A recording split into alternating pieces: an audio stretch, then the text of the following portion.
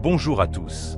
Avant de commencer, n'oubliez pas de liker et de vous abonner à la chaîne, et laissez un commentaire pour nous dire d'où vous nous regardez et à quelle heure vous nous suivez. Ainsi, YouTube continuera à vous proposer des histoires comme celle-ci. Maintenant, commençons.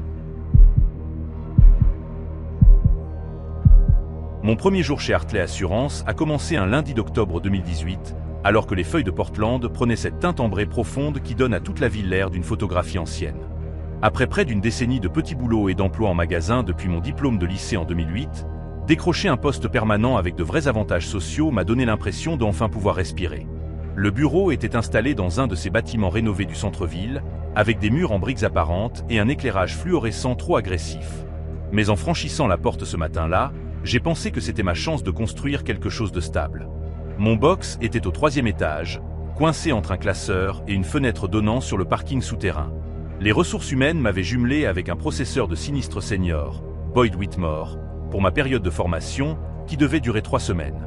Il travaillait pour l'entreprise depuis 11 ans, et tout le monde parlait de lui comme d'une institution. Quand il m'a serré la main ce premier matin, il a gardé ma main un peu trop longtemps, m'a regardé droit dans les yeux et m'a dit qu'il allait très bien s'occuper de moi. Boyd avait la quarantaine, des cheveux gris clairsemés qu'il peignait en arrière, et des yeux pâles qui ne clignaient jamais au rythme normal. Il portait toujours la même rotation de 3 polos, soigneusement rentrés dans des pantalons kaki repassés avec une précision militaire. Pendant ces premiers jours, il a été méticuleux et patient, m'expliquant le logiciel de sinistre étape par étape, sans jamais me faire sentir stupide pour mes questions. Mais il y avait des détails qui me mettaient mal à l'aise. Il se tenait derrière ma chaise pendant que je travaillais, assez près pour que je sente son haleine de café sur ma nuque, commentant chaque frappe. Quand j'ai mentionné que j'allais chercher mon déjeuner dans la salle de pause, il a insisté pour m'accompagner, se plaçant systématiquement entre moi et la porte. À la fin de cette première semaine, il connaissait mon nom complet, mon adresse, qu'il prétendait avoir vue sur des documents d'embauche, et le fait que je vivais seul dans un appartement près de Hawthorne Street. Je me suis dit qu'il était simplement amical, que c'était ainsi que fonctionnait le mentorat en entreprise. Je n'avais aucune idée à quel point je me trompais. La descente aux enfers. La 2e semaine, Boyd a commencé à partager des détails personnels sur sa vie, totalement inappropriés pour un cadre professionnel. Il m'a parlé de son divorce, survenu 4 ans plus tôt, et de la façon dont son ex-femme lui avait tout pris, y compris sa dignité. Il décrivait son appartement vide, le silence qu'il accueillait chaque soir en rentrant, les fois où il oubliait de dîner parce qu'il n'y avait personne pour lui rappeler. Ces conversations avaient toujours lieu quand nous étions seuls, généralement dans la petite salle de réunion où il menait mes séances de formation, porte fermée. Il s'interrompait au milieu d'une explication sur une procédure de sinistre, fixait un point sur le mur, puis se lançait dans une nouvelle confession sur sa solitude. J'ai d'abord essayé d'être compatissante, offrant des phrases vagues de soutien, comme on le fait pour des connaissances traversant une période difficile. Puis, un après-midi, il a saisi ma main de l'autre côté de la table, l'a serrée fort et m'a dit que j'étais la seule personne à vraiment le comprendre. J'ai retiré ma main et prétexté devoir aller aux toilettes.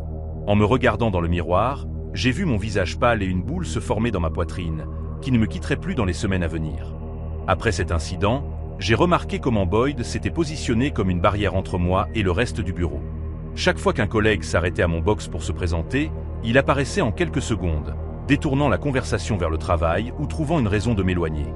Une femme nommée Heather, de la comptabilité, a essayé de m'inviter à un après-travail un vendredi de ma 3e semaine, et Boyd a intercepté avant que je puisse répondre, lui disant que j'étais encore en formation et devais me concentrer. Il l'a dit avec un sourire poli, mais son ton ne laissait aucune place à la discussion. Heather m'a lancé un regard, les sourcils légèrement levés, comme si elle essayait de me communiquer quelque chose sans parler. J'aurais dû prêter plus attention à ce regard. À la fin octobre, ma période de formation était officiellement terminée. Mais Boyd agissait comme si rien n'avait changé. Il apparaissait toujours à mon box chaque matin avec un café préparé exactement comme je l'aimais. Il insistait toujours pour déjeuner avec moi. Il trouvait toujours des raisons de rôder près de mon bureau. Quand j'ai essayé de refuser poliment sa compagnie, en expliquant que je devais me concentrer sur mon propre travail, son attitude a changé. Son visage est devenu vide, sans expression. Puis il a dit quelque chose qui résonne encore dans ma tête aujourd'hui. Il m'a appelé sa personne la plus proche, pas son amie la plus proche, pas sa collègue de travail, mais sa personne la plus proche, comme si j'étais d'une manière ou d'une autre essentielle à son existence. Il l'a dit si naturellement, comme s'il énonçait une vérité évidente que j'aurais déjà dû connaître. Je lui ai répondu que c'était une chose intense à dire à une collègue, que nous nous connaissions à peine et que j'avais besoin de distance professionnelle. Il a simplement hoché la tête lentement, cette expression vide revenant, et s'est éloigné sans un mot. J'ai cru que j'avais enfin réussi à lui faire entendre raison. Le lendemain matin, j'ai entendu Boyd parler à l'un des cadres supérieurs près de la machine à café. Je passais et il ne semblait pas m'avoir remarqué, ou peut-être l'avait-il fait et voulait qu'on l'entende. Il disait qu'il s'inquiétait pour moi, que j'avais des difficultés émotionnelles depuis mon arrivée dans l'entreprise, que je lui avais confié des problèmes personnels à la maison. Il a baissé la voix en un murmure préoccupé et a dit qu'il était mon seul soutien en ce moment. Le cadre, un homme nommé Glenn, avec qui j'avais à peine échangé 2 mots, hochait la tête avec sympathie. Je suis resté figé dans le couloir, incapable de comprendre ce que j'entendais. Boyd construisait un récit fictif à mon sujet, se peignant en mon protecteur et moi en une personne fragile ayant besoin de lui. Quand j'ai finalement trouvé le courage d'aborder Glenn plus tard dans la journée, pour établir la vérité, il m'a regardé avec une expression apitoyée et m'a demandé si tout allait bien à la maison. Boyd l'avait devancé. Boyd avait devancé tout le monde. J'ai commencé à tenir un journal écrit de chaque interaction, de chaque mensonge que j'entendais, de chaque fois qu'il apparaissait sans invitation à mon bureau. Mon carnet s'est rempli rapidement. Novembre est arrivé avec des cieux gris et une obscurité précoce, et j'ai commencé à redouter la marche vers ma voiture à la fin de chaque service. Le parking était attitré au bâtiment, 4 niveaux de béton, un éclairage tamisé et un silence résonnant qui amplifiait chaque pas. Je me garais toujours au 3e niveau, car c'était le plus proche de l'ascenseur. Mais ce trajet familier me semblait différent. Un soir, environ 1 semaine après avoir posé des limites à Boyd, je suis sorti vers ma voiture et je l'ai vu debout, 3 rangées plus loin, adossé à un pilier de béton, les bras croisés. Il se contentait de me regarder. Sans s'approcher, sans me saluer, juste me fixant avec ses yeux pâles et inexpressifs. J'ai fébrilement cherché mes clés, me suis engouffré dans ma Subaru aussi vite que possible et ai verrouillé les portes immédiatement. Quand j'ai regardé dans le rétroviseur en reculant, il était toujours là, toujours à me regarder, complètement immobile. Je me suis dit que c'était une coïncidence, qu'il s'était peut-être garé à proximité et se dirigeait vers sa propre voiture. Mais il n'a pas bougé. Il est resté là jusqu'à ce que je tourne au coin et le perde de vue. Cela s'est reproduit les nuits suivantes. Boyd était toujours quelque part dans le garage quand je partais. Jamais au même endroit 2 fois, mais toujours positionné de manière à avoir une vue dégagée sur ma voiture. Parfois, il était assis sur le capot de son propre véhicule, une vieille berline verte qui semblait ne pas avoir été lavée depuis des années. D'autres fois, il se tenait près de la sortie de l'escalier, les mains dans les poches, la tête légèrement inclinée comme s'il m'étudiait. Il ne disait jamais rien, ne s'approchait jamais, n'admettait jamais que ce qu'il faisait était profondément dérangeant. C'était toujours cette présence silencieuse, ce regard inébranlable. J'ai commencé à varier mes heures de départ, quittant le travail 15 minutes plus tôt ou restant 1 heure plus tard. Mais d'une manière ou d'une autre, il savait toujours. Peu importe quand je sortais vers ce garage, Boyd Whitmore était là, à m'attendre. J'en ai parlé à Heather un matin, les tirer à l'écart dans la salle de pause où Boyd ne pouvait pas nous voir. Elle est restée silencieuse un moment, puis m'a dit quelque chose qui m'a glacé le sang. Elle m'a dit qu'il y avait une autre femme avant moi, une processeuse de sinistre qui avait commencé il y a environ 2 ans et avait démissionné après seulement 4 mois. Heather a dit que personne n'en parlait, mais que cette femme avait déposé une plainte aux ressources humaines avant de partir. Rien n'en était sorti. Boyd était trop précieux, trop ancien, trop protégé. J'ai déposé ma propre plainte aux ressources humaines le lundi suivant, apportant mon carnet rempli de documentation et essayant de garder ma voix stable en expliquant tout à une femme nommée Diane, assise derrière un bureau couvert de posters motivationnels. Elle a écouté, hoché la tête aux bons endroits, pris des notes sur un bloc-notes jaune et m'a assuré que l'entreprise prenait ses affaires très au sérieux. Elle a dit qu'ils enquêteraient et me donneraient une réponse dans les 2 semaines. Ces 2 semaines sont passées sans un mot. Quand j'ai finalement fait un suivi, Diane m'a dit qu'après avoir examiné la situation, ils avaient déterminé que le comportement de Boyd ne constituait pas du harcèlement selon la politique de l'entreprise. Elle a dit qu'il était simplement amical et que peut-être avais-je mal interprété ses intentions. J'ai demandé à propos des incidents dans le garage, à propos de son attente chaque nuit, et elle a souri et dit que les employés étaient autorisés à utiliser les installations de parking à tout moment. Il n'y avait rien qu'ils puissent faire. Je suis sorti de ce bureau avec l'impression que les murs se refermaient sur moi, comme si j'étais piégé dans un cauchemar où les règles ne s'appliquaient pas à la personne qui me faisait du mal. Cette nuit-là, quand j'ai vu Boyd debout à la sortie du garage, les bras croisés sur sa poitrine, il a levé une main et m'a fait un signe lent. Il savait que je l'avais signalé et il savait qu'il ne se passerait rien.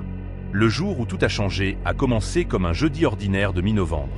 Je suis arrivé tôt au travail, espérant éviter Boyd le matin, mais il était déjà à mon box quand je suis sorti de l'ascenseur. Il m'avait encore apporté un café, cette même tasse avec 2 sucres, et il était assis dans ma chaise comme s'il en était le propriétaire. Quand il m'a vu, Il s'est levé et m'a tendu la tasse des deux mains comme une offrande. Je lui ai dit que je ne le voulais pas, que je voulais qu'il quitte mon espace de travail immédiatement, que je documentais tout pour un éventuel recours juridique. Quelque chose a traversé ses yeux quand j'ai dit cela. Quelque chose de rapide et sombre qui a disparu aussi vite qu'il était apparu. Il a posé le café sur mon bureau très lentement, très délibérément, puis il s'est penché assez près pour que je puisse voir les pores individuels de son visage. Il a chuchoté que je faisais une erreur, qu'il était le seul à vraiment se soucier de moi, que tous les autres dans ce bureau ne faisaient que prétendre. Il a dit que je regretterais de l'éloigner.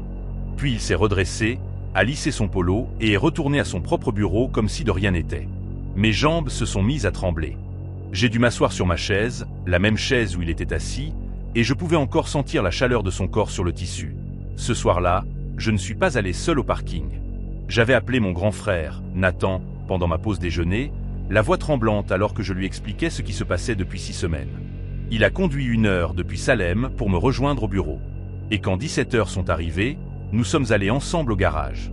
Nathan est un grand gaillard, un ancien seconde ligne universitaire, le genre de personne dont la simple présence vous fait sentir en sécurité.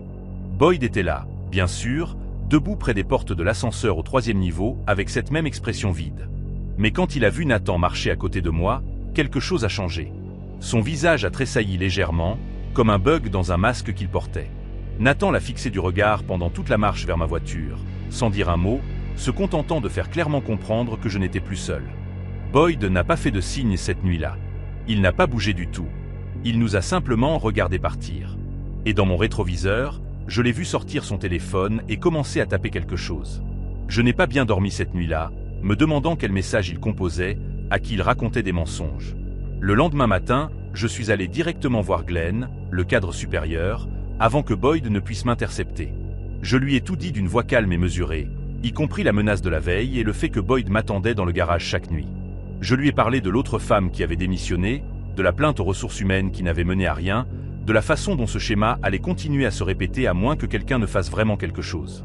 Glenn avait l'air mal à l'aise, se déplaçant sur sa chaise, évitant le contact visuel. Il a dit qu'il parlerait à Boyd, que peut-être y avait-il eu des malentendus. Je lui ai dit que ce n'était pas suffisant, que j'avais déjà consulté un avocat et que j'étais prête à engager des poursuites judiciaires contre Boyd et l'entreprise si cela continuait. Cela a attiré son attention. Toute sa posture a changé et il m'a demandé de lui accorder 24 heures. Le lendemain, j'ai reçu un email des ressources humaines m'informant que Boyd Whitmore avait été placé en congé administratif en attendant une enquête formelle. 2 semaines plus tard, il était licencié. Je ne l'ai plus jamais vu dans le parking. J'aimerais pouvoir dire que c'était la fin de l'histoire. Que Boyd a disparu de ma vie après son licenciement. Pendant environ 3 mois, tout a été calme. J'ai commencé à me faire des amis au bureau, j'ai finalement participé à ses après-travail du vendredi avec Heather, et j'ai lentement senti la tension quitter mes épaules chaque fois que je marchais vers ma voiture sans voir personne m'attendre dans l'ombre. Mais en février, j'ai reçu une lettre sans adresse de retour. À l'intérieur, il y avait une seule photographie de moi entrant dans mon immeuble, prise de l'autre côté de la rue. Au dos, écrit d'une écriture soignée, se trouvaient les mots « Je pense toujours à toi ». J'ai appelé la police ce jour-là et déposé une plainte pour obtenir une ordonnance restrictive. Le juge l'a accordée après que j'ai présenté ma documentation, mon carnet rempli de dates et d'incidents, la photographie et une déclaration de Heather concernant l'employée précédente. Boyd a violé l'ordonnance une fois, en apparaissant dans un magasin où je faisais mes courses, debout au bout d'une allée, me regardant simplement. Il a été arrêté, a passé 3 jours en prison, et après cela, je ne l'ai plus jamais revu. J'ai déménagé dans un autre quartier de la ville 6 mois plus tard. J'ai trouvé un nouvel emploi dans une plus petite entreprise où je me sentais vraiment valorisé et j'ai essayé de reconstruire une vie normale. Cela fait presque 7 ans maintenant, et parfois, je vérifie encore mon rétroviseur en quittant le travail.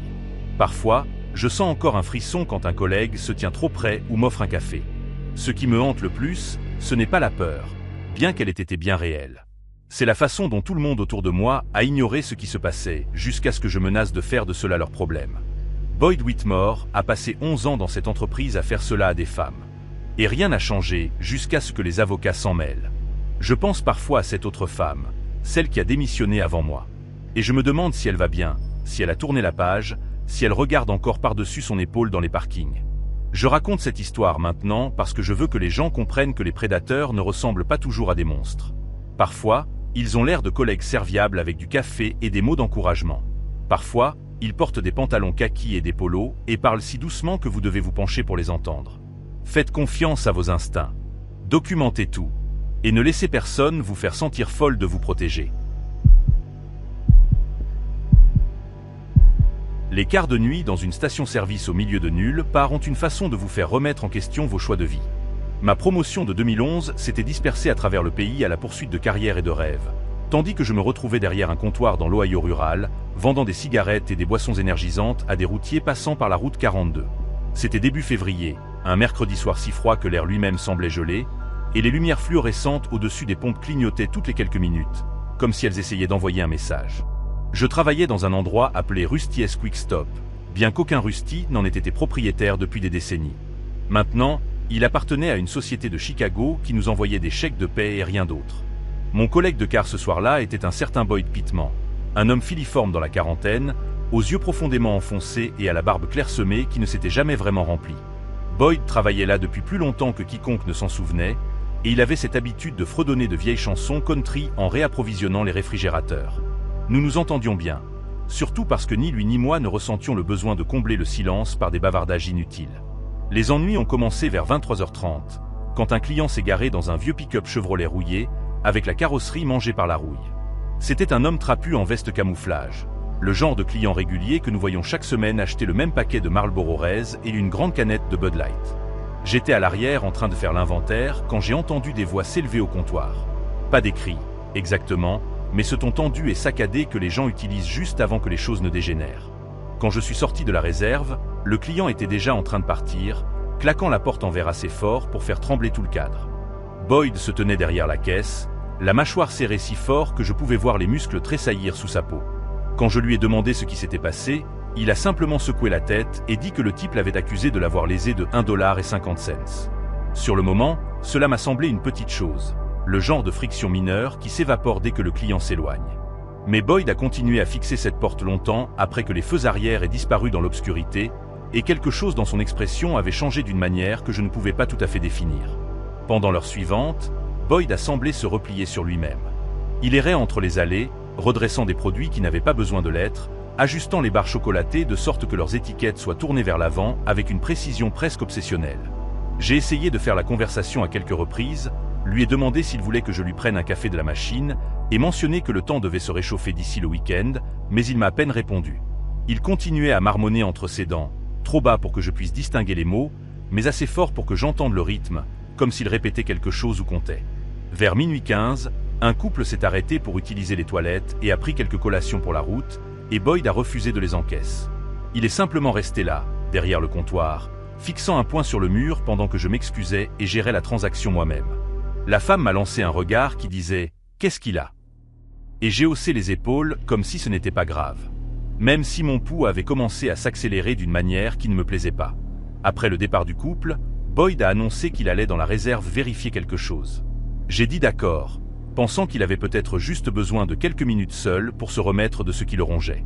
La réserve était une pièce encombrée remplie de caisses de marchandises, de produits de nettoyage et d'équipements cassés que personne n'avait pris la peine de jeter. Je suis retourné à ma place derrière la caisse et j'ai sorti mon téléphone, faisant défiler des choses sans but précis juste pour passer le temps. C'est alors que j'ai entendu le premier bruit sourd, un son lourd et violent comme une étagère s'effondrant sous le poids. J'ai appelé le nom de Boyd, mais il n'y a pas eu de réponse. Puis un autre bruit sourd a retenti, suivi d'un troisième. Et en dessous de tout cela, j'ai entendu quelque chose qui m'a fait dresser les poils sur les bras. Boyd Riot. Pas un rire normal. Pas le genre de rire que l'on laisse échapper quand quelque chose est drôle. C'était un rire aigu et haletant, presque comme des sanglots, et il ne s'arrêtait pas. Il continuait et continuait pendant que des choses se brisaient et tombaient dans cette pièce à l'arrière. Mon premier instinct a été d'appeler notre gérant, un certain Lou Ansley, qui vivait à environ 20 minutes de là, dans la ville la plus proche.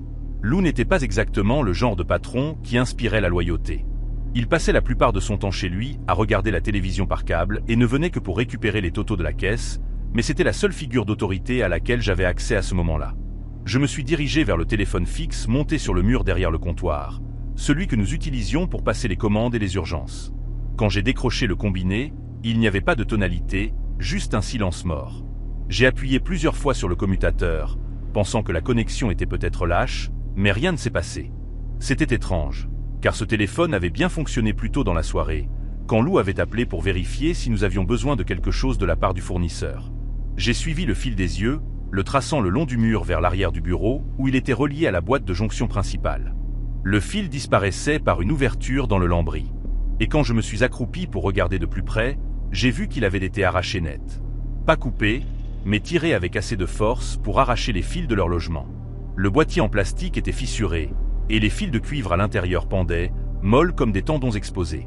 Une réalisation glaciale m'a traversé alors que je me relevais. Boyd était allé dans la réserve peut-être 10 minutes plus tôt, mais le bureau de l'arrière partageait un mur avec cet espace. Il aurait facilement pu passer par la porte de communication et arracher la ligne téléphonique sans que je m'en aperçoive. Les bruits sourds et les rires auraient couvert tout son. J'ai attrapé mon téléphone portable dans ma poche arrière, mais quand je l'ai sorti, l'écran affichait « pas de réseau ». Ce n'était pas inhabituel pour cette partie de la route. La couverture cellulaire était aléatoire les bons jours et presque inexistante la nuit, quand les conditions atmosphériques changeaient. Pourtant, voir ces barres vides m'a serré la poitrine d'une manière qui frôlait la panique. J'étais seul dans cette boîte éclairée au néon, au milieu de terres agricoles gelées, à des kilomètres de la maison la plus proche, et la seule autre personne ici venait de détruire le seul moyen fiable d'appeler à l'aide. Les rires en provenance de la réserve avaient cessé maintenant, remplacés par un silence qui semblait presque pire. J'entendais le bourdonnement des unités réfrigérantes le long du mur du fond, le tic-tac de l'horloge au-dessus de la porte, et en dessous de tout cela, le son de pas, lent et délibéré, se déplaçant sur le sol en béton de la réserve vers la porte menant à la salle principale. J'ai pensé à m'enfuir. La porte d'entrée était peut-être à 15 pieds de là, et ma voiture était garée sur le côté du bâtiment, près des poubelles. Mais mes clés étaient dans ma veste, et ma veste était accrochée à un crochet dans le bureau arrière. Le même bureau arrière qui partageait une porte avec la réserve où se trouvait Boyd. Pendant une fraction de seconde, j'ai envisagé de simplement me précipiter dehors, d'arrêter une voiture qui passerait ou de marcher jusqu'à ce que je trouve un signal.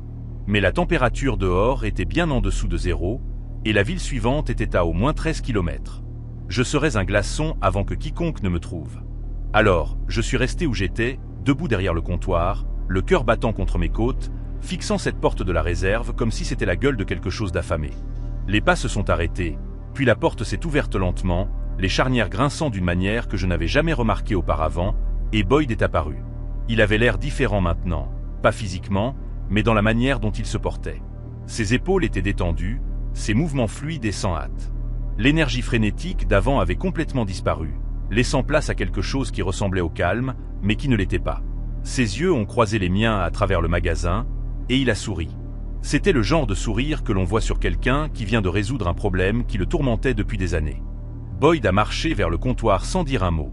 Sa main droite pendait mollement à son côté, mais j'ai remarqué que son bras gauche était légèrement positionné derrière son dos, le coude plié à un angle peu naturel, comme s'il cachait quelque chose. J'ai essayé de garder ma voix ferme quand j'ai parlé, lui demandant si tout allait bien, s'il voulait parler de ce qui venait de se passer dans la réserve. Il n'a pas répondu tout de suite. Au lieu de cela, il s'est arrêté à environ 1 mètre du comptoir et a incliné la tête sur le côté, m'observant de la manière dont un enfant pourrait observer un insecte avant de décider s'il doit l'écraser ou non. Quand il a finalement parlé, sa voix était douce et mesurée, presque douce. Il a dit qu'il pensait à des choses depuis longtemps, des années en fait, et que cette nuit-là, quelque chose s'était enfin mis en place. Il a dit qu'il comprenait maintenant ce qui devait être fait, ce qu'il aurait dû faire depuis longtemps. Je lui ai demandé ce qu'il voulait dire, essayant de garder la conversation en cours, essayant de gagner du temps pour quelque chose que je ne pouvais même pas nommer. Boyd a sorti sa main gauche de derrière son dos, et j'ai vu le cutter tenu dans ses doigts. La lame était sortie, capturant la lumière fluorescente d'une manière qui la faisait paraître presque chirurgicale. Il la tenait de manière décontractée, comme si c'était juste un autre outil qu'il utilisait tous les jours, ce qui, techniquement, était le cas. Nous utilisions ces cutters pour ouvrir les colis, pour couper le ruban adhésif, pour démonter les cartons. Mais la manière dont Boyd le regardait maintenant faisait clairement comprendre qu'il avait autre chose en tête. Je suis resté derrière le comptoir, mon esprit passant en revue toutes les options possibles. Il y avait une batte de baseball sous la caisse. Lou l'avait placée là des années plus tôt, après une série de cambriolages dans les stations-service le long de l'autoroute. Mais l'attraper aurait signifié détourner les yeux de Boyd, et je n'étais pas prêt à faire cela. Au lieu de cela, j'ai commencé à parler. J'ai dit à Boyd que quoi qu'il se passe, nous pouvions le régler ensemble. Je lui ai rappelé que nous avions travaillé côte à côte pendant presque 2 ans sans aucun problème. Que je le considérais comme un type bien, que je ne voulais pas le voir gâcher sa vie pour un client qui n'en valait pas la peine. Boyd a écouté avec cette même patience dérangeante, le cutter tournant lentement entre ses doigts comme une habitude nerveuse. Quand j'ai terminé, Il a laissé échapper un long souffle par le nez et a secoué la tête comme si j'avais complètement manqué le point. Il a dit que ce n'était pas à propos du client. Que ce n'était jamais à propos du client. Que cet homme n'avait été que la dernière pièce d'un puzzle que Boyd assemblait dans sa tête depuis plus longtemps qu'il ne pouvait s'en souvenir.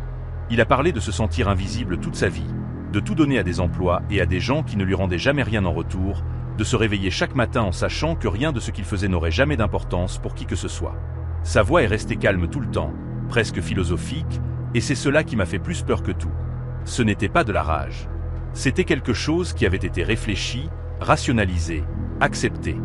Boyd a fait un pas vers le comptoir, et j'ai instinctivement reculé jusqu'à ce que mes épaules heurtent le présentoir de cigarettes derrière moi. Il a remarqué le mouvement et s'est arrêté, inclinant à nouveau la tête avec ce qui ressemblait presque à de la curiosité. Il m'a demandé si j'avais peur de lui, et je n'ai pas vu l'intérêt de mentir. Je lui ai dit oui, que j'étais terrifié. Quelque chose a traversé son visage à ce moment-là, juste un instant, comme si mon honnêteté l'avait surpris. Il a légèrement baissé le cutter, ne le rangeant pas, mais laissant son bras se détendre le long de son corps. Il a dit qu'il n'allait pas me faire de mal. Que ce n'était pas de cela qu'il s'agissait ce soir-là. Il a dit qu'il y avait quelqu'un d'autre, quelqu'un qui méritait ce qui allait lui arriver, et qu'une fois qu'il aurait réglé cela, tout serait enfin équilibré. Je lui ai demandé de qui il parlait, et l'expression de Boyd s'est durcie en quelque chose de distant et de froid. Il a mentionné un nom que je ne reconnaissais pas. Son ex-femme, a-t-il expliqué, qui avait pris ses enfants et déménagé dans l'Indiana 3 ans plus tôt. Il a dit quelle était la raison pour laquelle il s'était retrouvé dans ce boulot sans issue. La raison pour laquelle il n'avait plus rien. La raison pour laquelle il se réveillait chaque jour avec l'impression d'être un fantôme marchant dans un monde qu'il avait déjà oublié. Il allait conduire jusqu'à chez elle cette nuit-là, après la fin de notre quart de travail. Et il allait s'assurer qu'elle comprenne exactement combien de douleurs elle lui avait causé. La manière dont il a dit, si factuelle et certaine, m'a fait réaliser que Boyd ne faisait pas une crise. Il avait probablement craqué depuis longtemps. Et ce que je voyais maintenant n'était que la dernière fissure se propageant à la surface. Je savais que je devais faire quelque chose. Si Boyd sortait par cette porte et conduisait jusqu'à l'Indiana, quelqu'un allait mourir. Peut-être son ex-femme, peut-être ses enfants s'il se mettait en travers de son chemin. Peut-être Boyd lui-même quand la police le rattraperait. Et je devrais vivre avec le fait d'être resté là à le laisser faire. Alors j'ai fait la seule chose à laquelle j'ai pu penser sur le moment. J'ai menti. J'ai dit à Boyd que je comprenais ce qu'il ressentait, que j'avais vécu quelque chose de similaire après que mon propre père nous avait abandonnés, ma famille et moi, quand j'étais enfant. Je lui ai dit que faire du mal à son ex-femme ne réglerait rien. Cela signifierait simplement que ses enfants grandiraient en sachant que leur père était un meurtrier, et qu'ils le détesteraient pour cela de la même manière que je détestais mon père pour nous avoir abandonnés. Rien de tout cela n'était vrai. Mes parents étaient toujours mariés, vivant toujours dans la même maison à Columbus où j'avais grandi. Mais j'ai observé le visage de Boyd pendant que je parlais, cherchant la moindre faille dans cette composition terrifiante, et j'ai vu quelque chose changer derrière ses yeux. Il écoutait. Vraiment. J'ai continué, inventant des détails sur les nuits sans sommeil et les séances de thérapie, et le long chemin vers le pardon de quelqu'un qui m'avait profondément blessé. Je lui ai dit que la vengeance était une porte qui ne s'ouvrait que dans un sens, et qu'une fois franchie, on ne pouvait plus revenir en arrière. Boyd est resté là pendant ce qui m'a semblé des heures, bien que ce n'ait probablement été qu'une minute ou deux. Le cutter était toujours dans sa main, mais sa prise s'était relâchée, et la lame n'était plus dirigée vers moi. Il avait soudain l'air épuisé, comme si toute l'énergie qu'il avait alimentée s'était évaporée d'un coup. Quand il a enfin parlé, sa voix était à peine plus qu'un murmure. Il a dit qu'il était fatigué. Tellement fatigué d'être en colère, de porter tout ce poids, de se réveiller chaque jour sans rien à espérer, sinon plus de la même vacuité. J'ai vu des larmes se former au coin de ses yeux.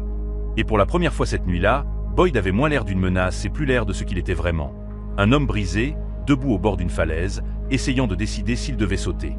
Je lui ai demandé de poser le cutter, et après une longue pause, il a posé sur le comptoir entre nous. Le métal a cliqueté contre la surface, et j'ai laissé échapper un souffle que je ne savais même pas retenir. Je suis contourné du comptoir lentement, gardant mes mouvements calmes et délibérés, et j'ai ramassé le cutter pour le glisser dans ma poche arrière. Boyd n'a pas essayé de m'en empêcher. Il est simplement resté là, les bras ballant le long de son corps, fixant le sol comme s'il avait oublié où il était.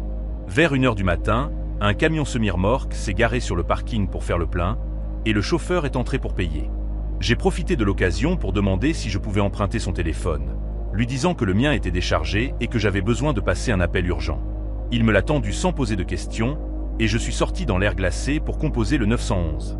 J'ai expliqué la situation aussi calmement que possible. Mon collègue avait fait une sorte de crise de santé mentale. Il avait proféré des menaces contre son ex-femme et j'avais besoin que quelqu'un vienne avant qu'il ne change d'avis et n'essaie de partir.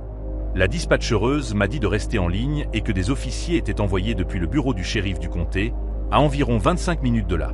Quand je suis rentré, Boyd était assis par terre derrière le comptoir, les genoux remontés contre sa poitrine, se balançant légèrement et fredonnant une de ses vieilles chansons country qu'il fredonnait toujours pendant ses quarts de travail. Il n'a pas levé les yeux quand je me suis approché. Il ne semblait plus rien remarquer du tout.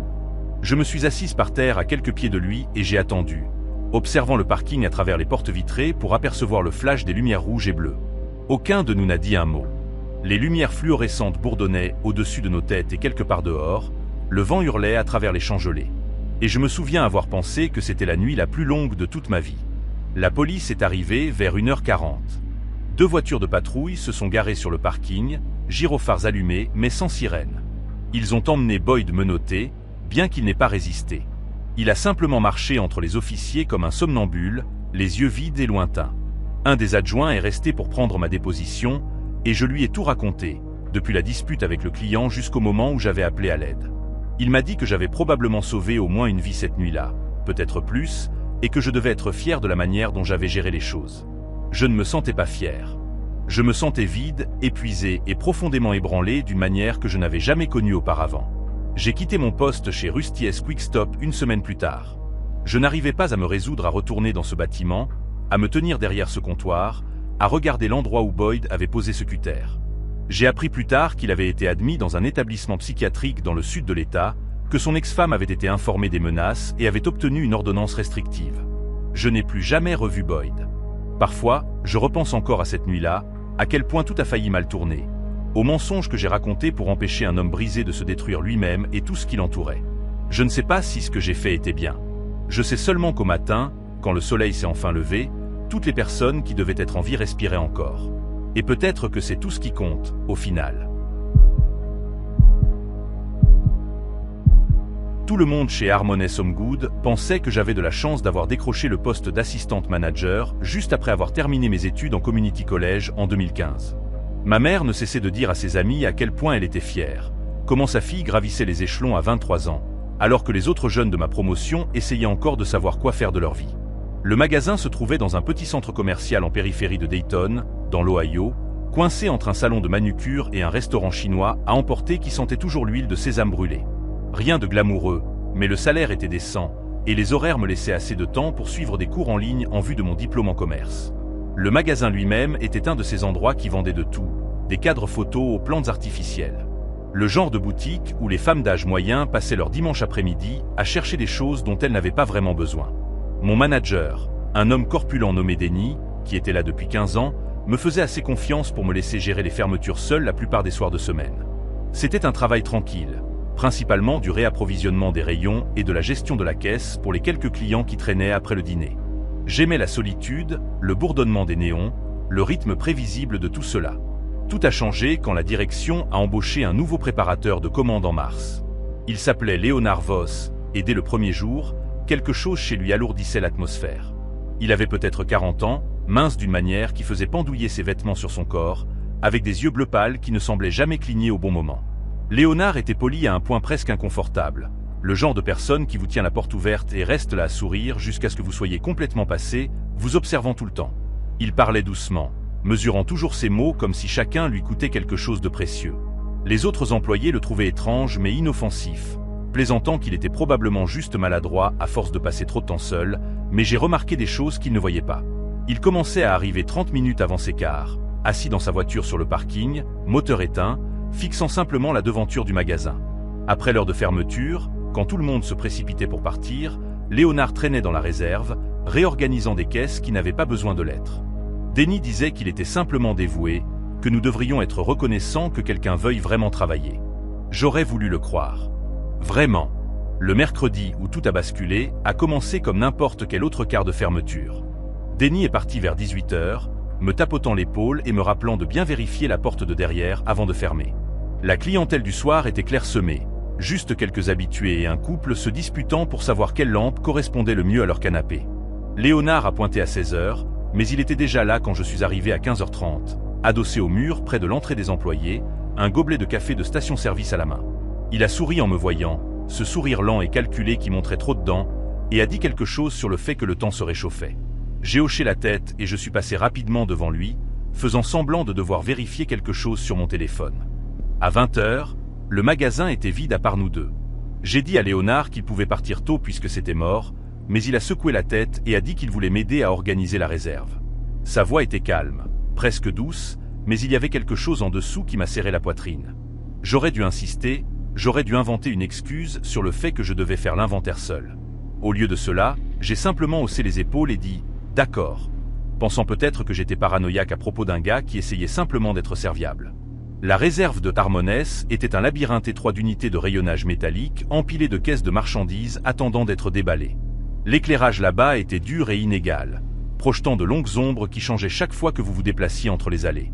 Léonard m'a suivi et a immédiatement commencé à redresser les caisses sur les étagères inférieures, fredonnant quelque chose d'atonal entre ses dents. J'étais en train d'attraper une caisse de vase en céramique sur une étagère haute quand mon coude a accroché la sangle de son sac à dos, qu'il avait laissé poser sur une caisse près de la porte. Le sac est tombé sur le sol en béton et s'est ouvert, dispersant son contenu en un arc désordonné sur le sol. Des stylos, une bouteille d'eau, quelques reçus froissés, et puis une chemise en carton qui a glissé et s'est ouverte, révélant une pile de papier couvert d'impressions officielles. Je me suis accroupi pour aider à tout ramasser, m'excusant déjà quand mes yeux ont croisé une photographie agrafée à l'un des documents. C'était une femme, peut-être début trentaine, avec des cheveux bruns aux épaules et un sourire nerveux. En dessous de la photo, en lettres capitales grasses, se trouvaient les mots « ordonnance restrictive », suivi d'un numéro de dossier et d'une date de 2016. Mes mains sont devenues froides, et j'ai senti l'air quitter mes poumons, mais j'ai gardé un visage neutre, fourrant tout dans le dossier sans le regarder à nouveau. J'ai tendu le sac à dos à Léonard et j'ai forcé un rire, disant quelque chose sur le fait que j'étais maladroite, que je faisais toujours tomber des choses. Il a pris le sac lentement, ses doigts effleurant les miens un peu trop longtemps. Quand j'ai levé les yeux vers son visage, le masque poli qu'il portait toujours avait légèrement glissé, comme un cadre accroché de travers sur un mur. Ses yeux pâles m'ont étudié avec une intensité qui m'a fait frissonner la peau, cherchant dans mon expression quelque chose que j'essayais désespérément de cacher.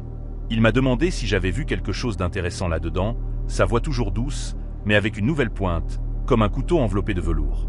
J'ai secoué la tête et lui ai dit que je ne faisais pas attention, que j'avais juste tout ramassé et fourré à l'intérieur. Pendant un moment, aucun de nous n'a bougé.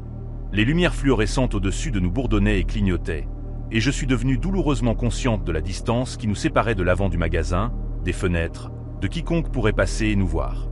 Puis Léonard a souri à nouveau, mais cette fois-ci, cela n'a pas atteint ses yeux. Il a dit que ce n'était pas grave, qu'il appréciait que je l'aide à tout ramasser, et il a fermé la fermeture éclair du sac à dos avec des mouvements lents et délibérés. Après cela, l'atmosphère dans le magasin a changé en quelque chose que je ne peux pas tout à fait décrire. C'était comme si l'air s'était épaissi, comme si chaque ombre dans ma vision périphérique me regardait.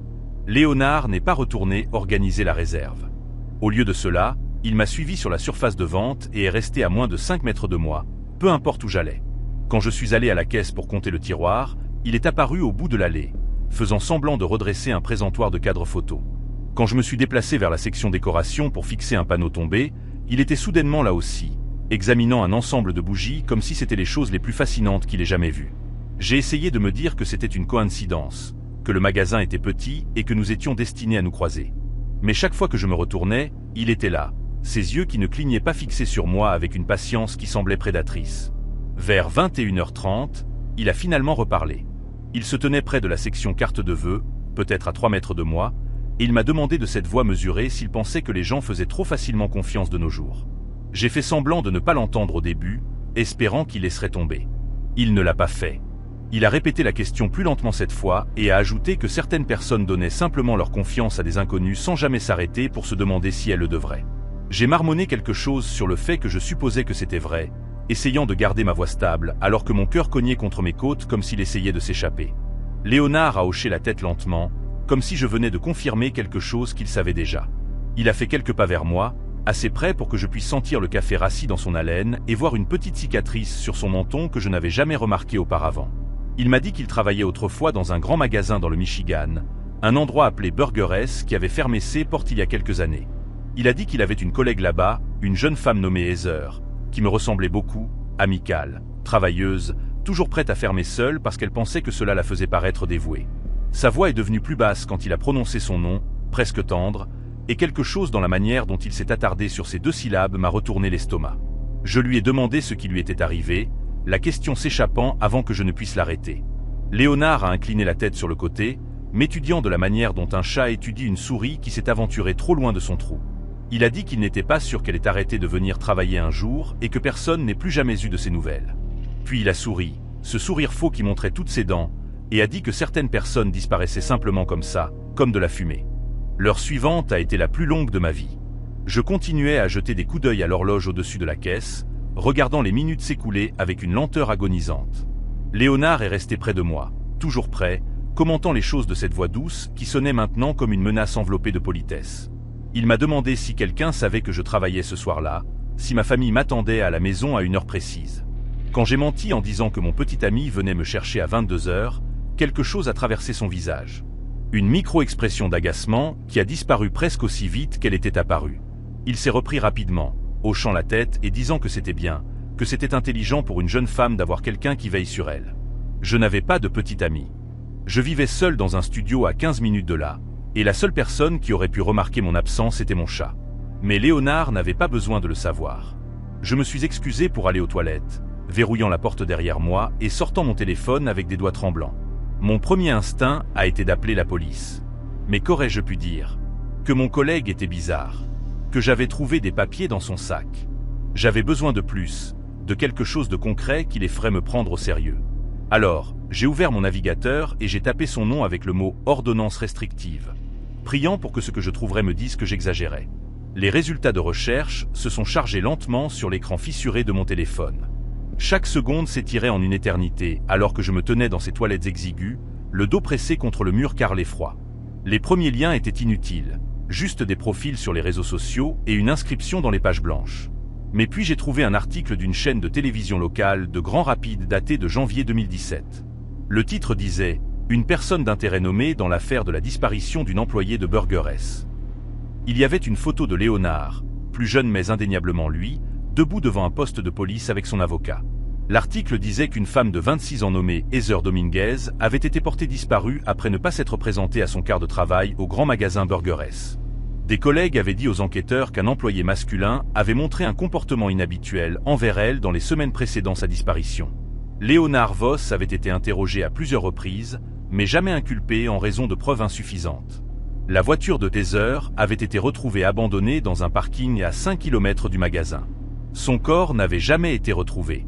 J'ai fait défiler plus bas et j'ai trouvé un autre article mentionnant qu'une ordonnance restrictive avait été déposée contre Léonard par une autre femme.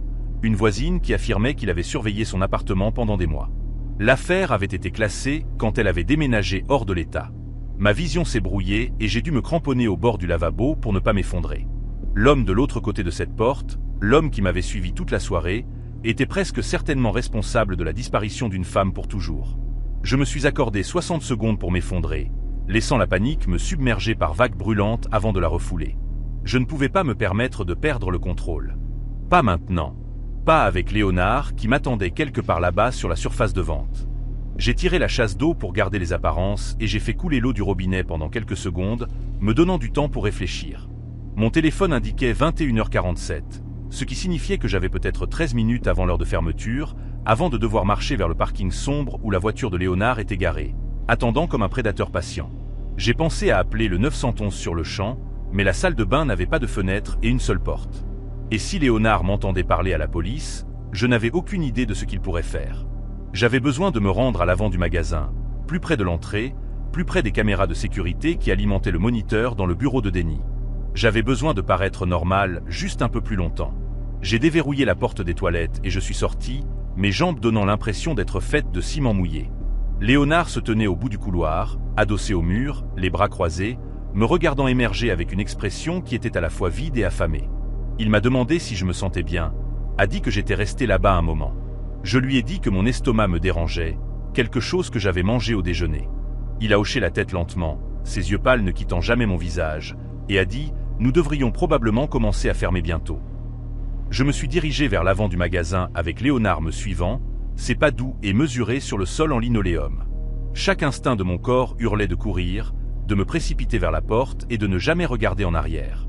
Mais je savais que cela ne ferait qu'enclencher toute violence dont il était capable. Au lieu de cela, j'ai gardé mon allure régulière et ma respiration contrôlée, me concentrant sur la lumière de sortie au-dessus de l'entrée, comme si c'était un phare me guidant à travers une tempête. Quand j'ai atteint la caisse, j'ai fait semblant de compter le tiroir tout en tapant discrètement un message à mon grand frère Kevin d'une main cachée sous le comptoir. J'ai écrit 3 mots, « Appelle-moi maintenant ». 30 secondes plus tard, mon téléphone a sonné. Le son a coupé le silence comme une bouée de sauvetage. J'ai répondu bruyamment, disant le nom de Kevin et lui demandant où il était, faisant semblant d'écouter pendant qu'il me demandait ce qui se passait. Je lui ai dit que je finissais juste le travail et que je le retrouverais dehors dans 2 minutes, m'assurant que ma voix porte à travers le magasin. Léonard s'était arrêté près du rayon des cartes de vœux, me regardant avec une expression indéchiffrable. J'ai vu sa mâchoire se contracter, ses mains se serrer en poings lâches le long de ses côtés, et pendant un moment terrifiant, j'ai cru qu'il allait appeler mon bluff. Mais puis quelque chose a changé dans sa posture. Une détente subtile qui m'a dit qu'il avait décidé que ce soir n'était pas le bon soir. Il a attrapé son sac à dos derrière le comptoir et m'a dit qu'il allait partir, qu'il me verrait demain. Je l'ai regardé traverser les portes automatiques et disparaître dans l'obscurité du parking, et je n'ai pas pris une respiration complète jusqu'à ce que j'ai vu les phares de sa vieille Chevrolet sortir sur la route principale. Kevin est resté au téléphone avec moi pendant que je fermais le magasin et que je courais vers ma voiture, mes clés serrées entre mes doigts comme une arme. J'ai conduit directement au poste de police et je leur ai tout raconté. Je leur ai montré les articles sur mon téléphone. Je leur ai donné le nom complet de Léonard et le numéro de plaque d'immatriculation que j'avais mémorisé des semaines plus tôt par un instinct que je ne pouvais pas expliquer sur le moment. La détective qui a pris ma déposition était une femme d'une 50aine d'années à l'air fatigué qui m'a écouté sans m'interrompre, son expression devenant de plus en plus sombre à chaque détail que je partageais. Elle m'a dit qu'ils allaient enquêter, qu'ils contacteraient le département du Michigan et verraient s'il y avait assez d'éléments pour ouvrir l'enquête. Je ne suis jamais retourné chez Harmoness. J'ai appelé Denny le lendemain matin et j'ai démissionné par téléphone, sans donner de raison, sans me soucier de ce qu'il pensait. Une semaine plus tard, Kevin m'a aidé à déménager dans une autre ville. Un nouveau départ quelque part où Léonard Voss ne me trouverait jamais. J'ai appris par un article de journal 6 mois plus tard qu'il avait été arrêté dans l'Indiana après qu'une femme l'ait signalé pour l'avoir suivi jusqu'à chez elle depuis son lieu de travail. La police avait perquisitionné son appartement et trouvé des photographies de dizaines de femmes prises à leur insu, ainsi que des journaux remplis d'observations détaillées sur leur routine. Heather Dominguez n'a jamais été retrouvée, et je pense encore à elle parfois. Je me demande si les choses auraient pu être différentes si quelqu'un avait écouté ses instincts plus tôt. Je pense à quel point j'ai failli devenir un autre nom dans l'un de ces journaux, une autre femme disparue comme de la fumée. Et je pense que la seule raison pour laquelle je suis là pour raconter cette histoire, c'est parce que j'ai écouté cette petite voix au fond de ma tête. Celle qui ne cessait de murmurer que quelque chose n'allait pas, profondément et terriblement, avec l'homme silencieux qui souriait trop et ne clignait jamais des yeux au bon moment. Les quarts de nuit au centre de distribution Tullbrook payaient mieux que tout ce que je pouvais trouver après avoir abandonné l'université en 2e année. Mes parents avaient obtenu leur diplôme en 1989, tous les deux. Et me voilà, empilant des cartons dans un entrepôt en périphérie de Portland, pendant que ma jeune sœur terminait son diplôme d'infirmière. C'était humiliante, bien sûr, mais le travail était stable et les gens gardaient surtout leur distance. J'y étais depuis environ 8 mois quand Curtis Bill a été transféré de l'équipe du matin à notre quart. C'était un de ces gars qui se tenait un peu trop près quand il parlait, trouvant toujours des raisons de traîner près de mon poste dans la zone de prélèvement. Au début, j'ai pensé qu'il était simplement seul, nouveau dans le quart, pas encore d'amis, probablement nerveux. Il avait cette habitude de rire à des choses qui n'étaient pas drôles. Un rire sec qui arrivait une demi-seconde trop tard. J'ai fait l'erreur d'être poli avec lui pendant ma première semaine à travailler à ses côtés. Et je pense qu'il a pris cette politesse comme une invitation à quelque chose de plus. Curtis avait probablement la quarantaine, les cheveux clairsemés qu'il peignait en arrière et ses yeux bleus à queue qui ne semblaient jamais cligner assez. Il portait toujours la même rotation de 3 polos sous son gilet de sécurité. Et il sentait toujours légèrement la cigarette mentholée et le savon bon marché. Les premières conversations étaient assez inoffensives. Il m'a demandé des détails sur ma voiture, si j'aimais le superviseur de car, quel genre de musique j'écoutais pendant mon trajet. J'ai répondu par des phrases courtes, rien de personnel, juste assez pour ne pas paraître impoli. Mais ensuite, il a commencé à apparaître à mon casier avant l'écart, attendant là comme si c'était notre point de rencontre. Il me demandait si je voulais marcher jusqu'au sol ensemble, et quand je disais que je devais d'abord aller aux toilettes, il était toujours là à mon retour. Ma collègue Élise a remarqué avant moi. Elle m'a tiré à l'écart une nuit et m'a dit que Curtis posait des questions sur moi à d'autres personnes. Si j'avais un petit ami, où je vivais, à quoi ressemblait mon emploi du temps. J'ai essayé de créer de la distance après cela. J'ai commencé à prendre mes pauses à des heures différentes, à manger mon déjeuner dans ma voiture au lieu de la salle de pause, à changer mon casier pour la ranger plus proche du bureau du superviseur. Pendant environ 2 semaines, cela a semblé fonctionner. Curtis me faisait toujours signe de l'autre côté du sol, essayait toujours d'attirer mon regard quand nous nous croisions près des docks de chargement, mais il gardait ses distances. J'ai pensé qu'il avait peut-être compris le message, qu'il avait peut-être trouvé quelqu'un d'autre sur qui se fixer, que j'avais peut-être exagéré toute l'affaire. Puis est venue la nuit où il s'est assis à côté de moi sur le parking. J'étais dans ma voiture, les vitres entrouvertes, en train de manger un sandwich et de faire défiler mon téléphone quand la portière passager s'est ouverte et qu'il est simplement monté. Pas de coup, pas de demande de permission. Il s'est assis sur le siège passager comme si nous avions prévu de nous y retrouver, comme si c'était quelque chose que nous faisions chaque nuit. Il avait un sac de chips à la main et m'en a offert, souriant avec ses lèvres minces et sans couleur. Et j'étais si stupéfaite que je n'ai rien dit pendant 5 secondes complètes. Je lui ai dit qu'il devait sortir de ma voiture. Ma voix est sortie plus petite que je ne l'aurais voulu, presque comme une question au lieu d'un ordre. Curtis a ri, ce même rire retardé, et a dit qu'il voulait simplement me tenir compagnie. Qu'il avait remarqué que je mangeais toujours seul et que cela le rendait triste de me voir ainsi. J'ai répété plus fort cette fois, et quelque chose dans son expression a changé.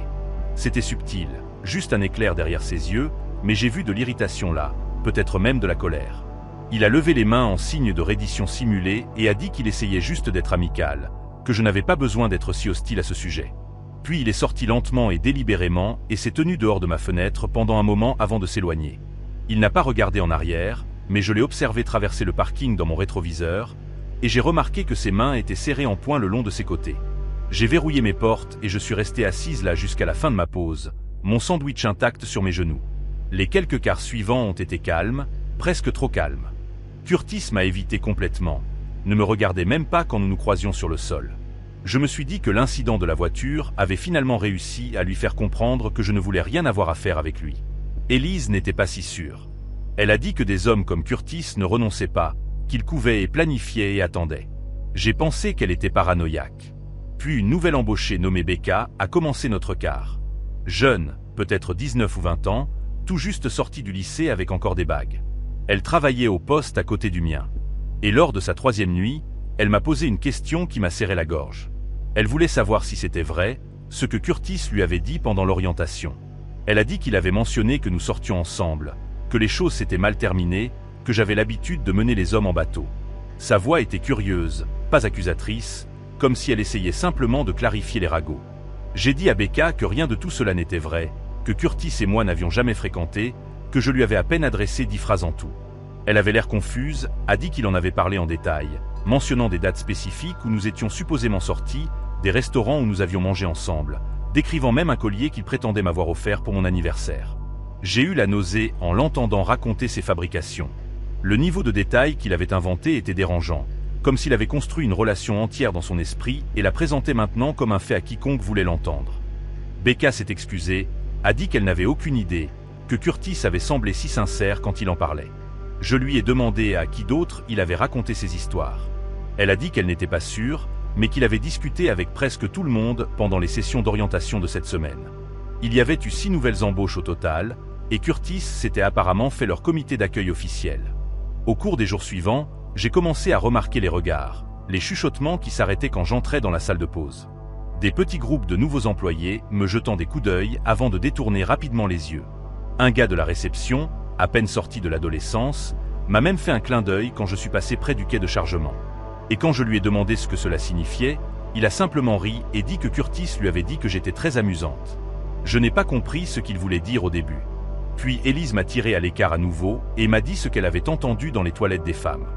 2 des nouvelles embauches parlaient de moi, partageant des histoires que Curtis leur avait apparemment racontées en détail. Des histoires sur des choses que j'aurais supposément faites avec lui, des choses intimes, explicites décrites avec assez de spécificité pour qu'elles paraissent presque crédibles. Une des filles avait mentionné une marque de naissance dans mon bas du dos, quelque chose que Curtis ne pouvait pas savoir à moins de m'avoir vu dénudé, ce qu'il n'avait absolument pas fait. J'ai confronté Curtis ce soir-là. Je l'ai trouvé près des distributeurs automatiques pendant la 2e pause, seul pour une fois, mettant des pièces dans la fente pour une barre chocolatée. Je lui ai demandé ce qu'il pensait faire, pourquoi il racontait ses mensonges, d'où il tenait le détail sur la marque de naissance. Il s'est retourné lentement, ce demi-sourire exaspérant sur le visage, et a dit qu'il n'avait aucune idée de quoi je parlais. Je lui ai dit que je savais exactement ce qu'il avait raconté, que plusieurs personnes étaient venues me voir avec ces histoires, que c'était du harcèlement et que j'allais le signaler. Le sourire n'a pas vacillé. Il s'est penché plus près, assez pour que je puisse sentir la menthe dans son haleine, et a dit que c'était sa parole contre la mienne et que tout le monde me croyait déjà. Puis il a dit quelque chose qui a rendu tout mon corps rigide. Il a décrit la marque de naissance à nouveau, sa forme et son emplacement exact. Puis il a décrit autre chose, une petite cicatrice sur ma hanche due à une chute de vélo dans mon enfance, quelque chose que même mes amis les plus proches ne savaient pas. Il a dit qu'il avait tout vu et que je devrais faire plus attention à ne pas laisser mon sac de sport sans surveillance dans le vestiaire. Je suis allé directement voir le superviseur de car. Après cette conversation, son nom était Gary Fonseca, un homme corpulent dans la cinquantaine qui dirigeait l'équipe de nuit depuis plus d'une décennie. Je me suis assise dans son bureau exigu avec la lumière fluorescente bourdonnante au-dessus de ma tête et je lui ai tout raconté. L'attention non désirée, l'intrusion dans ma voiture, les histoires fabriquées, les détails intimes que Curtis ne pouvait avoir obtenus qu'en fouillant dans mes affaires personnelles. Gary a écouté, les bras croisés, hochant la tête de temps en temps, son expression indéchiffrable. Quand j'ai terminé, il a laissé échapper un long souffle et a dit qu'il allait enquêter, qu'il prenait ces choses au sérieux, qu'à partir de maintenant, je devais tout documenter. Mais puis il a ajouté quelque chose qui m'a fait sombrer le cœur. Il a dit que Curtis était dans l'entreprise depuis presque 15 ans, qu'il n'avait jamais eu une seule plainte contre lui, que certaines des choses que je décrivais semblaient être des malentendus. Il m'a demandé si peut-être j'avais envoyé des signaux contradictoires à Curtis sans m'en rendre compte. Je suis sorti de son bureau en me sentant plus petite que quand j'y étais entré. La documentation est devenue mon obsession après cela. J'ai commencé à porter un petit carnet dans la poche de mon gilet, notant chaque interaction, chaque regard, chaque commentaire que j'entendais. J'ai sauvegardé des messages textes de collègues qui me disaient ce que Curtis racontait dans mon dos. J'ai même demandé à Elise d'écrire une déclaration sur ce qu'elle avait witnessed, ce qu'elle a fait sans hésitation. En 2 semaines, j'avais rempli la moitié du carnet avec des incidents. Les fois où Curtis m'avait suivi jusqu'à ma voiture après le car. Les fois où il était apparu dans les allées où je travaillais seul. Les fois où de nouveaux employés m'avaient approché avec des versions de plus en plus dérangeantes de ces histoires. Les rumeurs avaient évolué depuis. Il ne prétendait plus simplement que nous avions fréquenté. Maintenant, il disait aux gens que nous nous voyions toujours en secret, que j'étais fiancé à quelqu'un d'autre mais que je ne pouvais pas m'éloigner de lui, qu'il m'avait supplié de ne pas dire à quiconque notre arrangement. Un des nouveaux gars m'a demandé directement si c'était vrai que j'avais un faible pour les hommes plus âgés. Et quand j'ai dit absolument pas, il a simplement haussé les épaules et dit que Curtis lui avait montré des photos. C'est à ce moment-là que j'ai su que je devais aller au-dessus de Gary. Les photos ont tout changé. J'ai contacté directement les ressources humaines de l'entreprise, leur ai envoyé un email avec des pages scannées de mon carnet, joint les déclarations écrites d'Elise et de 2 autres collègues qui s'étaient manifestés, et expliqué que mon superviseur direct avait rejeté mes préoccupations. La réponse est venue plus vite que je ne l'avais prévu. En moins de 48 heures, une représentante des ressources humaines nommée Claudia est venue du bureau régional pour mener des entretiens. Elle m'a parlé en premier, puis à Elise, puis à plusieurs des nouveaux employés qui avaient entendu Curtis propager ces histoires. Elle a également visionné les images de sécurité du parking, qui montraient clairement Curtis entrant dans mon véhicule sans permission la nuit où il s'était glissé dans ma voiture. Quand elle a finalement parlé à Curtis lui-même, l'entretien a duré presque 2 heures. Je ne sais pas exactement ce qui a été dit dans cette pièce. Mais je sais qu'en sortant, le visage de Curtis avait la couleur d'un vieux journal. Il n'a regardé personne. Il est allé directement à son casier, a ramassé ses affaires et a quitté le bâtiment. Claudia m'a dit plus tard que les photos qu'il montrait aux gens étaient des photos qu'il avait prises de moi à distance. Des clichés volés de moi marchant vers ma voiture, me penchant pour ramasser quelque chose, debout à mon poste de travail. Rien d'explicite, mais assez intrusif pour constituer un motif de licenciement immédiat. Curtis a été renvoyé cette même semaine. J'ai appris par le biais de la rumeur qu'il avait essayé de se défendre. Il avait prétendu que les photos étaient innocentes, qu'il m'avait courtisé et que je m'étais montré vindicative quand il m'avait rejeté. Mais la documentation que j'avais rassemblée était trop complète, les témoignages des témoins trop cohérents et les images de sécurité trop accablantes. La dernière fois que j'en ai entendu parler, il avait déménagé hors de l'État. Quelqu'un a dit qu'il avait de la famille au Nouveau-Mexique, bien que je n'ai jamais vérifié. Je suis resté à Hullbrook pendant encore 1 an après cela. Assez longtemps pour voir les rumeurs s'estomper et les nouvelles embauches cesser de me regarder comme si j'étais une sorte de scandale. Elise a été promue chef d'équipe et s'est assurée que je ne sois jamais programmé près de la réception où Curtis travaillait auparavant. J'ai finalement quitté pour un meilleur emploi dans une entreprise de fourniture médicale de l'autre côté de la ville, quelque part avec des horaires de jour et pas de vestiaire. Parfois, je pense encore à ces semaines où Curtis construisait sa version fantasmée de moi, racontant à des inconnus des détails intimes qu'il avait assemblés à partir de regards volés et d'affaires fouillées. Je pense à la facilité avec laquelle les gens l'ont cru, à la rapidité avec laquelle une réputation peut être démolie par quelqu'un prêt à mentir avec assez de conviction. Je garde maintenant les portes de ma voiture verrouillées, même dans ma propre allée. Je regarde derrière moi quand je traverse des parkings la nuit. Certaines habitudes sont difficiles à perdre une fois que quelqu'un vous a appris pourquoi elles comptent. Les vendredis soirs chez Bronco Burger étaient toujours chaotiques, mais j'avais appris à aimer ce rythme. Les commandes qui fusaient, les minuteurs qui sonnaient, l'odeur de graisse incrustée dans mes chemises de travail. Ma classe de lycée avait obtenu son diplôme en 2015, et tandis que la plupart de mes amis étaient passés à des emplois de bureau ou à des diplômes universitaires, j'avais gravi les échelons, passant de cuisinier friturier à superviseur de car dans l'établissement le plus fréquenté d'Albuquerque. Ce n'était pas glamoureux, mais cela payait le loyer de mon appartement et me tenait assez occupé pour que je n'ai pas le temps de trop réfléchir à mes choix de vie. Ce vendredi particulier de mars semblait comme un autre, jusqu'à ce qu'un nouveau recruté nommé Curtis Weaver franchisse la porte arrière pour son premier quart de fermeture. Il avait peut-être quelques années de plus que moi, avec un air usé qui suggérait qu'il avait vu plus que sa part de nuits difficiles. Le responsable des embauches l'avait engagé à la dernière minute pour combler un manque de personnel, et je n'y ai pas prêté beaucoup d'attention au début. Curtis gardait la tête baissée pendant ses premières heures, ce que j'ai en fait apprécié. Les nouveaux embauchés qui parlaient trop finissaient généralement par brûler les steaks hachés ou oublier de réapprovisionner les distributeurs de serviettes. Mais il y avait quelque chose de particulier dans la façon dont il se déplaçait dans le restaurant, se positionnant toujours loin de certains endroits. Quand je lui ai demandé de couvrir la fenêtre du drive-in pour que Megan puisse prendre sa pause, il a immédiatement suggéré qu'il pouvait s'occuper du grill à la place. J'ai pensé qu'il se sentait peut-être plus à l'aise avec la cuisine qu'avec l'interaction avec les clients. Certaines personnes sont comme ça. Mais ensuite, j'ai remarqué qu'il ne passait jamais devant les caméras du comptoir quand il pouvait l'éviter. Il faisait le tour par le couloir de stockage, juste pour aller au congélateur. Pendant ses pauses cigarettes, il se tenait plaqué contre le mur de briques dans un endroit où les caméras du parking ne pouvaient pas l'atteindre. Je me suis dit qu'il était probablement juste un de ces gars avec de l'anxiété sociale, peut-être gêné à l'idée d'être filmé. Beaucoup de gens détestent les caméras. Pourtant, une petite partie de mon cerveau a classé cela comme étrange. Une semaine a passé et Curtis s'est présenté à chaque quart à l'heure. Il travaillait dur, ne se plaignait jamais. J'ai commencé à penser que j'avais été paranoïaque pour rien.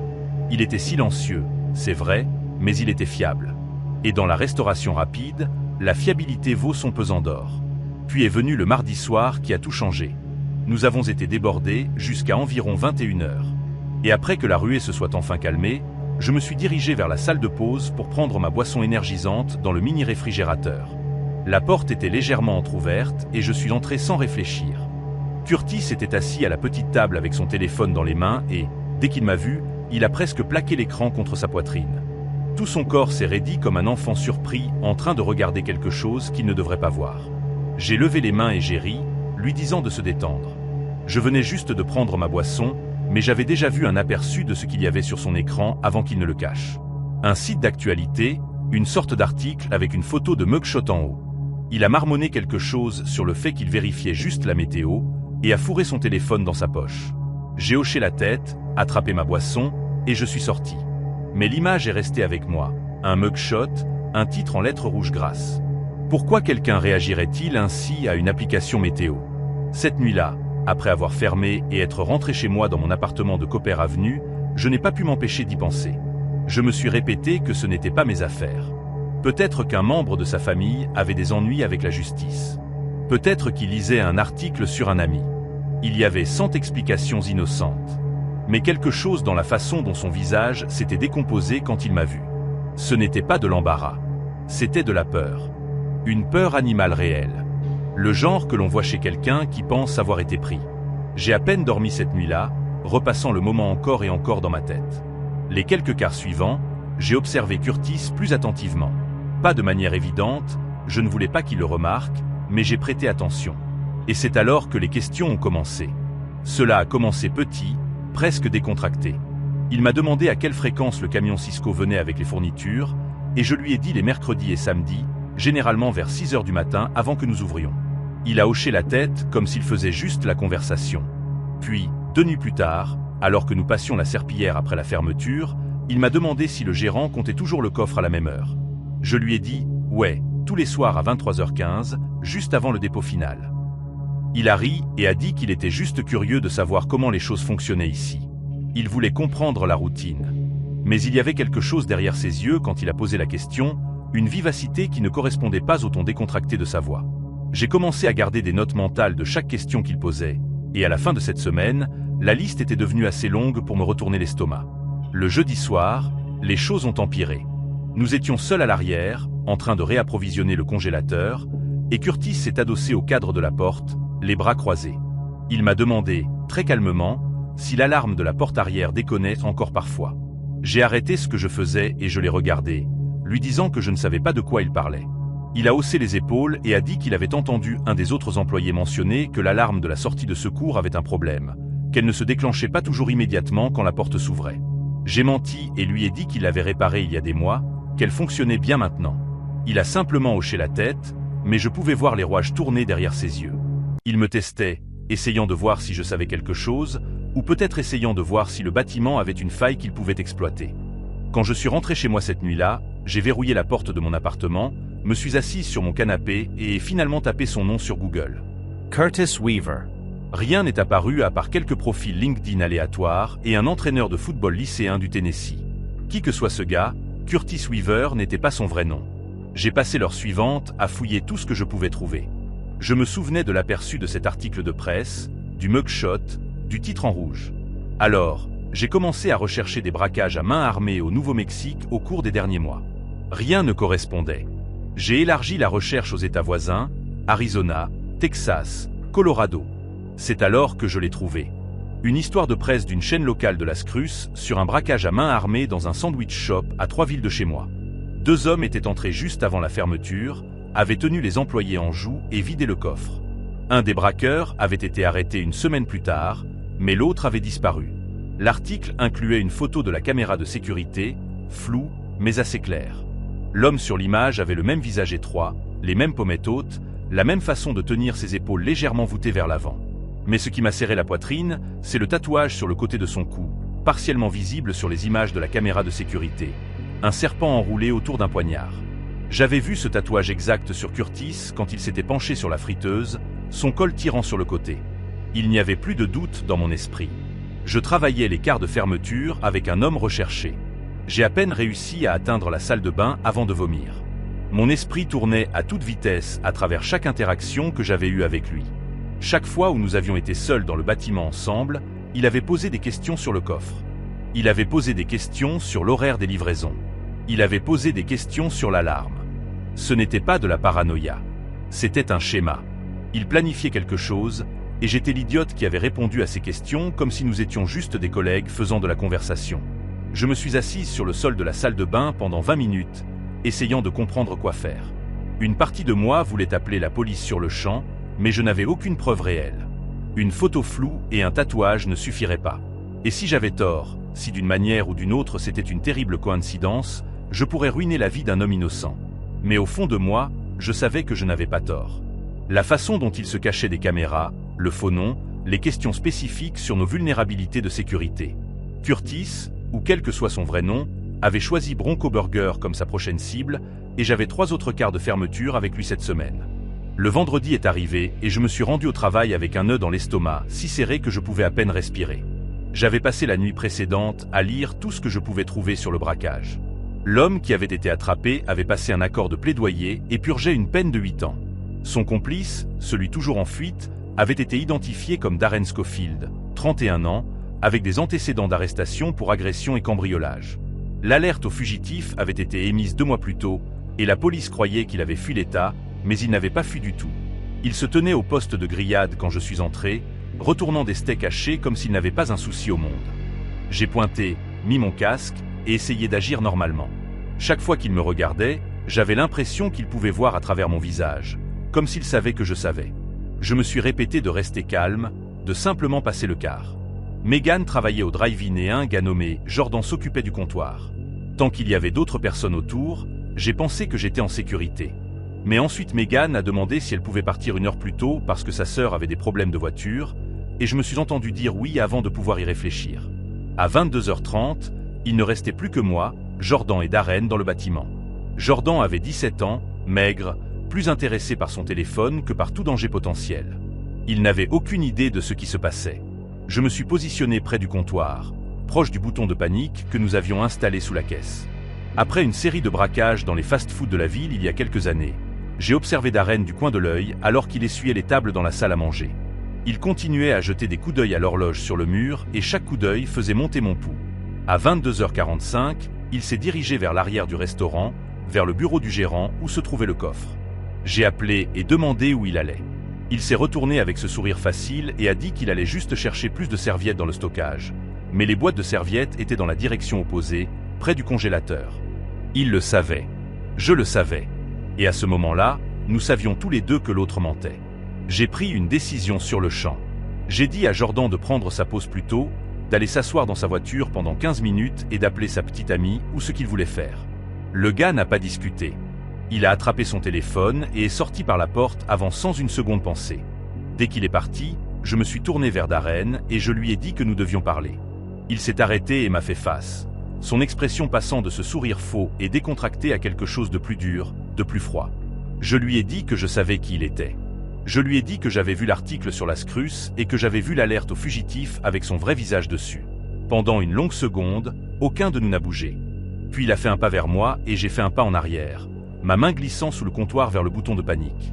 Je lui ai dit que s'il faisait un pas de plus, j'appuierais sur le bouton et la police serait là en 4 minutes.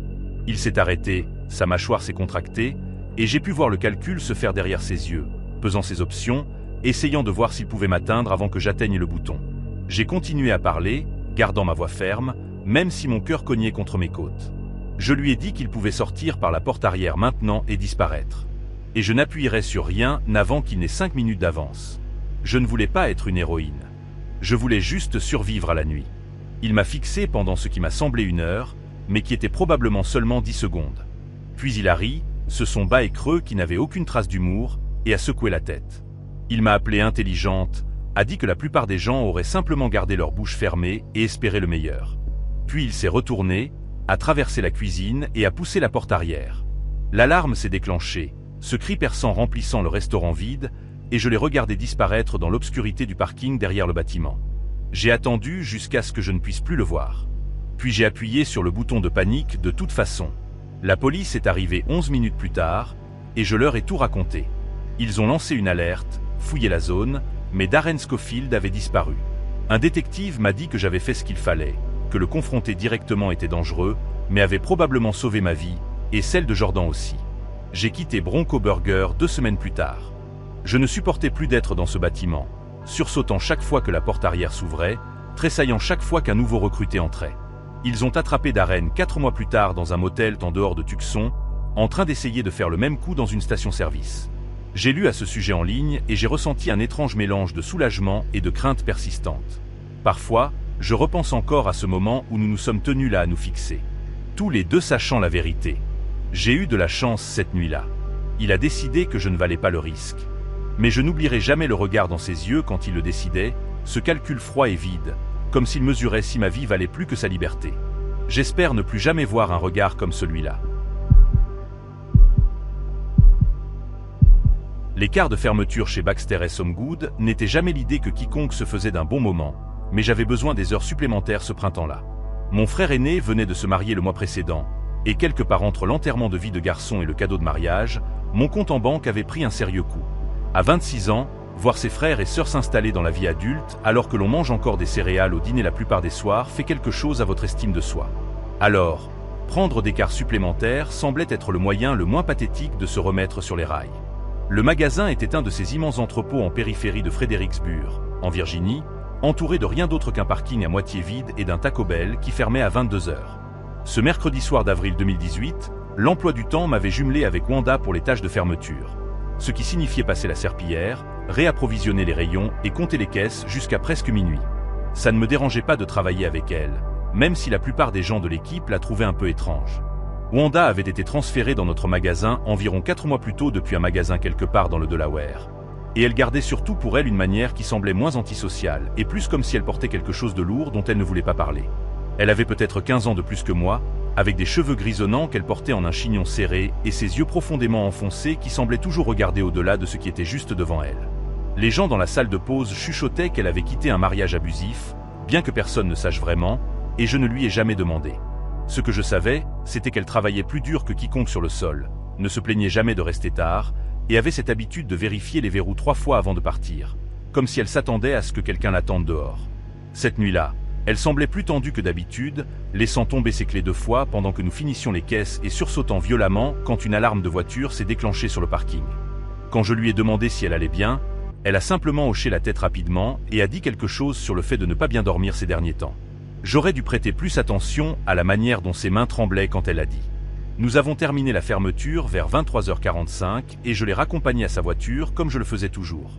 Le parking avait cette lueur orange étrange provenant des lampes à vapeur de sodium, et nos pas résonnaient plus fort qu'ils n'auraient dû sur l'asphalte vide. Sa vieille Nissan Sentra était garée seule vers l'arrière du parking, ce que j'avais toujours trouvé bizarre étant donné qu'il y avait plein d'emplacements plus proches de la porte. Quand elle a essayé de la démarrer, le moteur a fait un bruit de grincement puis plus rien. Elle a réessayé. Même résultat. J'ai pu voir sa prise se resserrer sur le volant, les jointures devenant blanches, et pendant une seconde, j'ai cru qu'elle allait se mettre à pleurer. J'ai proposé de lui donner un coup de démarreur, mais après avoir vérifié sous le capot, il était clair que ce n'était pas la batterie le problème. Quelque chose de mécanique avait lâché, et ni elle ni moi ne connaissions assez les voitures pour comprendre quoi. Elle est restée assise là à fixer le tableau de bord comme s'il l'avait personnellement trahi, et je me suis senti terrible de simplement la laisser en plan dans ce parking vide proche de minuit. C'est à ce moment-là que j'ai fait l'offre qui a changé toute cette nuit. J'ai dit que je pouvais la ramener chez elle, que ce n'était pas un problème, qu'elle pouvait appeler un dépanneur le matin quand les endroits seraient réellement ouverts. Elle a hésité pendant un long moment, regardant autour du parking comme si elle scannait les ombres, puis a finalement accepté avec un merci silencieux qui a à peine atteint mes oreilles. Le trajet jusqu'à son complexe d'appartements a pris environ 20 minutes, et elle a passé la plupart du temps à fixer la fenêtre du côté passager sans dire un mot. J'ai essayé de faire la conversation sur des trucs liés au travail, sur le nouveau système d'inventaire que tout le monde détestait, sur l'agaçante habitude de notre manager de programmer des réunions pendant les pauses déjeuner.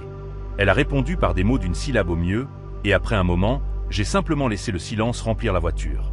Quand nous sommes arrivés dans son complexe, un immeuble de 3 étages décrépit avec des lumières de couloir clignotantes, elle m'a demandé si je pouvais l'accompagner jusqu'à sa porte. Elle a dit qu'elle n'aimait pas traverser le bâtiment seule la nuit. Quelque chose dans sa voix a rendu impossible de dire non. Son appartement était au 3e étage, au bout d'un couloir qui sentait le moisi et la fumée de cigarettes. La moquette était d'une couleur brun délavé avec des taches que je ne voulais pas imaginer, et la moitié des lumières au plafond étaient soit grillées, soit bourdonnaient comme des insectes mourants. Wanda marchait vite, ses clés déjà en main, vérifiant chaque porte que nous passions comme si elle s'attendait à ce que l'une d'elles s'ouvre brusquement. Quand nous avons atteint son unité, le numéro 312, elle a bricolé avec la serrure pendant ce qui a semblé une éternité avant de finalement l'ouvrir. Elle est entrée et a allumé la lumière, puis s'est retournée pour me remercier de l'avoir accompagnée. J'allais dire bonne nuit et rentrer chez moi quand elle a saisi mon poignet. Pas fort, mais assez fermement pour m'arrêter. Elle m'a demandé si je pouvais juste entrer 1 minute. Elle a dit qu'elle voulait s'assurer que tout allait bien à l'intérieur avant que je parte. Ses yeux avaient une expression désespérée que je n'avais jamais vue au travail, comme si elle retenait quelque chose de beaucoup plus grand que ce qu'elle disait. Contre chaque instinct qui me disait de rentrer chez moi, j'ai franchi le seuil. L'appartement était petit et spartiate, juste un salon relié à une minuscule cuisine avec une seule porte que j'ai supposé mener à la chambre. Les meubles avaient l'air de seconde main, un canapé affaissé avec un motif floral, une table basse avec des traces de verre sur la surface, et une télévision qui devait avoir au moins 15 ans. Ce qui m'a frappé, c'était à quel point tout était propre malgré l'air usé. Comme si elle passait des heures à frotter des surfaces qui ne ressembleraient jamais à du neuf. Il n'y avait pas de photos au mur, pas de décoration, rien de personnel du tout à part une petite figurine de chat en céramique posée sur le rebord de la fenêtre au-dessus de l'évier de la cuisine. Wanda a verrouillé la porte derrière nous, et j'ai entendu le verrou tourner, puis une chaîne, puis ce qui semblait être un verrou secondaire près du sol. 3 verrous pour un petit appartement dans un complexe décrépit semblait excessif, mais je n'ai rien dit. Elle a traversé l'espace rapidement, vérifiant la chambre, le placard, tirant même le rideau de douche dans la salle de bain. Quand elle est revenue dans le salon, elle a laissé échapper un long souffle comme si elle avait retenu tout ce temps. C'est à ce moment-là que j'ai dit que je devais probablement y aller, qu'il se faisait tard. Et c'est à ce moment-là que tout a changé. Wanda se tenait entre moi et la porte quand son visage s'est simplement effondré. Il n'y a pas d'autre façon de le décrire. Une seconde, elle avait l'air soulagée, et la suivante, son expression s'est tordue en quelque chose de brut et terrifié, comme si elle venait soudainement de se rappeler quelque chose d'horrible. Elle a commencé à marmonner entre ses dents, des mots que je n'ai pas pu tout à fait saisir, et ses yeux se sont dirigés vers la fenêtre comme si elle avait entendu quelque chose dehors. Je lui ai demandé ce qui n'allait pas, et elle a saisi mes 2 bras avec une force qui m'a surprise. Ses ongles s'enfonçaient dans ma peau à travers ma veste. Elle a dit qu'il l'avait retrouvé. Elle a dit qu'il était là, qu'il la suivait depuis des semaines, la regardait au travail, l'attendait sur le parking. Je lui ai demandé qui, et elle a simplement secoué la tête violemment, des larmes commençant à couler sur son visage. Elle a dit que je ne pouvais pas partir, que si j'ouvrais cette porte, il entrerait, qu'il était probablement dans le couloir en ce moment même. J'ai essayé de rester calme, lui ai dit que nous pouvions appeler la police si quelqu'un la harcelait, mais elle a presque hurlé quand j'ai dit cela. Elle a dit que la police n'avait jamais aidé, qu'il ne l'avait jamais cru, que la dernière fois qu'elle les avait appelés, il l'avait traitée comme si elle était folle et l'avait laissée partir librement. Je ne savais pas quoi faire. Une partie de moi voulait la croire parce que la peur sur son visage était si réelle qu'elle me serrait la poitrine. Mais une autre partie de moi commençait à réaliser que quelque chose n'allait pas vraiment avec Wanda elle-même, pas seulement sa situation. Elle a continué à faire les 100 pas entre la porte et la fenêtre, jetant des coups d'œil à travers les stores toutes les quelques secondes, marmonnant sur la façon dont il la retrouvait toujours, peu importe où elle allait. J'ai essayé de me rapprocher de la porte. J'ai dit que je pouvais vérifier le couloir pour m'assurer que personne n'était là, mais elle s'est pratiquement jetée devant. Elle m'a supplié de ne pas l'ouvrir. Elle a dit que c'était exactement ce qu'il voulait, qu'il attendait que l'un de nous sorte. Sa voix avait cette qualité fissurée et désespérée que j'avais seulement entendue dans des films sur des gens perdant prise avec la réalité. J'ai sorti mon téléphone pour appeler quelqu'un, n'importe qui, et elle l'a frappé de ma main si vite que je ne l'ai même pas vu bouger. Il est tombé par terre et a glissé sous le canapé. Et elle est restée là, respirant fort, disant qu'elle était désolée, mais que je ne comprenais pas. Que les téléphones étaient la façon dont il la traquait. Qu'il avait des gens partout qui écoutaient. C'était le moment où j'ai compris que j'étais piégé dans cet appartement avec quelqu'un qui était vraiment malade, et je n'avais aucune idée de la façon dont j'allais m'en sortir. L'heure suivante a été l'une des plus longues de ma vie. Wanda continuait à se déplacer dans l'appartement comme un animal en cage, vérifiant la fenêtre, collant son oreille contre la porte, chuchotant des choses que je ne pouvais pas entendre. Je suis resté assise sur le canapé, essayant de comprendre mes options. Mais chaque fois que je changeais de poids ou faisais un mouvement vers la porte, elle tournait son attention vers moi avec un regard qui me faisait rester parfaitement immobile. Vers 1h du matin, elle est allée dans la cuisine et est revenue en tenant un couteau. Pas un petit, mais un vrai couteau de chef avec une lame qui attrapait la lumière faible de la lampe du plafond. Elle ne me le pointait pas, le tenant simplement sur le côté, mais tout mon corps s'est glacé en le voyant dans sa main. Elle a dit que c'était pour la protection, que s'il forçait la porte, elle devait être prête. Je lui ai dit de le poser, qu'elle me faisait peur. Et elle m'a regardé avec ses yeux vides et a dit que j'étais la seule personne en qui elle pouvait avoir confiance, que tout le monde d'autre l'avait abandonnée, que j'étais la seule à comprendre. Je ne comprenais rien sauf que je devais sortir de là avant que la situation ne s'aggrave. Elle a commencé à parler alors, vraiment parler, et je l'ai laissé faire parce que je pensais que peut-être si elle sortait tout ce qu'elle avait en elle, elle se calmerait assez pour me laisser partir. Elle m'a parlé de son ex-mari, un homme nommé Craig, qui, selon elle, la traquait depuis qu'elle l'avait quitté 3 ans plus tôt. Elle a dit qu'il était bien connecté, qu'il avait des amis dans les forces de l'ordre, qu'il pouvait la trouver n'importe où, peu importe le nombre de fois où elle déménageait ou changeait de travail. Certaines des choses qu'elle disait semblaient plausibles au début. La façon dont les abuseurs traquent parfois leurs victimes, la façon dont le système échoue aux femmes qui essaient de s'échapper. Mais ensuite, elle a commencé à dire des choses qui avaient moins de sens, comme la façon dont Craig pouvait entendre à travers les murs, comment il avait mis quelque chose dans sa nourriture une fois qui lui permettait de suivre son rythme cardiaque, comment il avait engagé des gens à chaque travail qu'elle avait eu pour rapporter ses mouvements. Elle a dit que la panne de voiture n'était pas un accident, qu'il avait fait quelque chose, qu'il voulait qu'elle soit en panne et vulnérable. Toutes les quelques minutes, elle s'arrêtait au milieu d'une phrase et levait la main pour imposer le silence, convaincue d'avoir entendu des pas dans le couloir ou une respiration dehors de la fenêtre. Chaque fois, il n'y avait rien d'autre que le bourdonnement du réfrigérateur et le son lointain de la circulation. À 3h du matin, j'étais dans cet appartement depuis près de 4 heures. Mes jambes étaient engourdies à force de rester assises dans la même position, ayant peur de bouger trop, et mes yeux brûlaient de fatigue et de l'effort de rester alerte. Wanda avait finalement arrêté de faire les 100 pas et s'était assise sur une chaise face à la porte, le couteau reposant sur ses genoux comme une sorte de talisman protecteur. Elle continuait à parler, mais ses mots devenaient plus lents, s'embrouillant d'une manière qui rendait difficile de suivre. Elle s'égarait au milieu des phrases, fixait le vide pendant des minutes, puis revenait soudainement à l'alerte et répétait quelque chose qu'elle avait déjà dit 2 fois auparavant. J'ai réalisé qu'elle n'avait probablement pas dormi depuis des jours, peut-être plus, et que la fatigue commençait enfin à l'emporter sur l'adrénaline qui l'avait maintenue en éveil. Je suis restée silencieuse et gardé ma respiration régulière, et regardé ses paupières devenir plus lourdes. Chaque fois que son menton s'abaissait vers sa poitrine, mon cœur battait à l'idée de m'échapper. Et chaque fois, elle se réveillait en sursaut et regardait autour de la pièce avec une confusion sauvage. Mais les intervalles entre ces moments commençaient à s'allonger. Sa tête restant baissée pendant 30 secondes, puis 1 minute, puis encore plus longtemps. Je ne sais pas exactement quelle heure il était quand j'ai finalement bougé. Peut-être vers 4 heures du matin. Wanda était complètement immobile sur la chaise, sa respiration profonde et rythmée, le couteau toujours sur ses genoux, mais sa prise sur lui relâchée.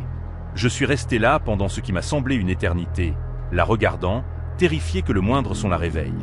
Quand je me suis finalement levé, mes genoux ont presque cédé à force d'être restés verrouillés si longtemps, et j'ai dû me mordre l'intérieur de la joue pour ne pas faire de bruit. Je me suis dirigé vers la porte un pas à la fois, évitant les endroits sur le sol où je me souvenais que le bois avait grincé plus tôt. Le verrou a fait un clic doux quand je l'ai tourné, et j'ai retenu mon souffle si fort que ma poitrine m'a fait mal. La chaîne était plus difficile, mes doigts maladroits et transpirants, mais j'ai réussi à la faire glisser sans que le métal ne s'entrechoque. Je ne l'ai pas regardé.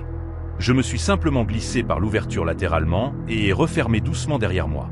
Puis j'ai marché dans ce couloir sombre plus vite que je n'ai jamais marché nulle part dans ma vie. J'ai pris les escaliers 2 à 2 et je ne me suis pas arrêté jusqu'à ce que je sois dans ma voiture, les portes verrouillées et le moteur en marche. J'ai conduit directement chez moi et je me suis assis sur mon parking jusqu'à ce que le soleil se lève. Trop tendu pour dormir. Trop secoué pour faire autre chose que de repasser toute la nuit dans ma tête. Quand le magasin a ouvert ce matin-là, j'ai appelé mon manager et je lui ai tout raconté. Il est resté silencieux pendant un long moment, puis a dit qu'il s'en occuperait. Il s'avère que Wanda avait des antécédents que nous ignorions tous. Des épisodes comme celui-ci qui s'était produit dans son ancien travail avant le transfert. L'entreprise avait une sorte d'accord avec elle, des accommodements ou quelque chose. Mais clairement, tout système de soutien qu'elle avait ne fonctionnait plus. Elle n'est jamais revenue travailler après cette nuit-là. J'ai appris par un autre collègue quelques semaines plus tard que sa famille était venue la chercher, qu'elle recevait de l'aide quelque part, mais je n'ai jamais eu de détails et je ne les ai pas demandés. Une partie de moi se sentait coupable de m'être enfui, de n'avoir appelé personne pour vérifier comment elle allait, de m'être simplement sauvé et de l'avoir laissée seule dans cet appartement. Mais une autre partie de moi savait que rester aurait pu se terminer d'une manière à laquelle je ne veux pas penser. Que le couteau sur ses genoux était réel, même si l'homme dans le couloir ne l'était pas. Je pense encore à Wanda parfois, surtout les nuits où je dois fermer seul ou traverser un parking vide après la tombée de la nuit. Je pense à la façon dont la peur peut briser une personne si complètement qu'elle devient la chose que les autres doivent craindre. Je pense à quel point j'ai frôlé le fait d'être au mauvais endroit au mauvais moment quand son esprit a finalement craqué complètement. Il m'a fallu des mois pour arrêter de vérifier mon rétroviseur sur le trajet du retour du travail, pour arrêter de sursauter quand quelqu'un attrapait mon bras de manière inattendue. Je n'ai jamais su ce qui était vraiment arrivé à elle, si l'ex-mari était réel ou juste une autre partie du délire. Si elle a jamais guéri ou si cette nuit n'était qu'une étape dans une chute plus longue. Ce que je sais, c'est que j'ai eu de la chance. J'ai pu sortir de cet appartement, monter dans ma voiture et m'éloigner de la pire nuit de ma vie. Tout le monde n'a pas cette chance, et je ne l'ai jamais oublié. Travailler de nuit dans ce petit hôtel de bord d'autoroute était devenu une étrange sorte de réconfort pour moi. Mon emploi du temps était à l'envers par rapport à la plupart des gens que je connaissais, mais j'aimais le calme. Le bâtiment se trouvait à côté d'un long tronçon de route où les camions passaient comme des vagues lentes. Et la plupart des nuits étaient assez calmes pour que j'apporte un thermos et un livre de mots croisés juste pour rester éveillé. À l'époque, je jonglais avec des cours en ligne et le paiement de quelques factures, donc la solitude jouait en fait en ma faveur. Les clients se faisaient rares après minuit, et la poignée déjà enregistrée gardait généralement ses distances. Ainsi, j'avais des heures de tranquillité où mes pensées étaient plus fortes que la télévision du hall diffusant des rediffusions. Mon collègue de maintenance, un gars nommé Caleb, avait une présence opposée à la mienne, toujours agité, toujours en train de marcher, toujours marmonnant de petits rappels pour lui-même. Pendant la journée, il semblait assez inoffensif, mais les nuits avaient tendance à étirer les gens, et il avait souvent l'air de ne pas avoir tout à fait quitté le rêve qu'il faisait avant son quart. Cette nuit particulière a commencé de manière ordinaire.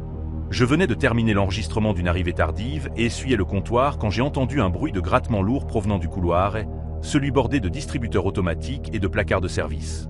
Au début, j'ai pensé qu'un client traînait sa valise, mais le bruit a continué, long et irrégulier, comme si quelque chose en bois était traîné sur du carrelage. Quand je me suis approché, j'ai vu Caleb au bout du couloir, appuyant son épaule contre un fauteuil du hall et le poussant vers le mur comme s'il avait besoin qu'il soit à un endroit spécifique. Ce qui m'a dérouté, c'était l'angle. Il était coincé à moitié entre deux portes, ne faisant face à rien, comme s'il arrangeait un décor de scène que lui seul comprenait. Il ne m'a pas reconnu, pas même d'un signe de tête, et c'était inhabituel parce qu'il parlait généralement de la tâche qu'il était en train d'accomplir. Alors qu'il redressait la chaise, il a incliné légèrement la tête, marmonnant à l'espace vide à côté de lui. Je n'ai pas pu distinguer ses mots, mais le rythme semblait trop délibéré pour être un simple monologue. Pendant un moment, j'ai pensé qu'il portait peut-être des écouteurs Bluetooth, mais ses oreilles étaient nues.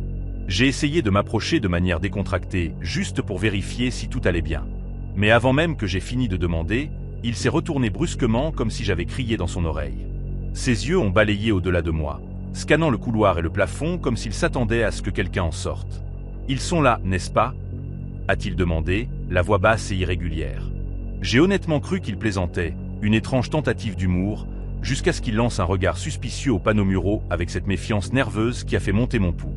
Quand il s'est approché, j'ai remarqué l'extrémité d'un manche en métal dépassant de sa manche, à peine caché par le poignet de sa chemise de travail.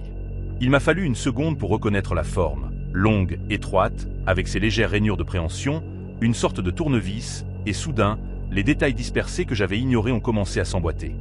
Les caméras débranchées, les meubles déplacés, les portes qu'il vérifiait toute la semaine. Il a fait un pas en arrière comme s'il avait besoin de plus d'espace pour réfléchir, frottant son pouce sur le manche dissimulé dans sa manche, presque de manière absente. Son regard continuait à dériver vers l'entrée du hall derrière moi. Et c'est à ce moment-là que je me suis souvenu du bruit de cliquetis étrange que j'avais entendu plus tôt, comme du métal tapant contre du métal.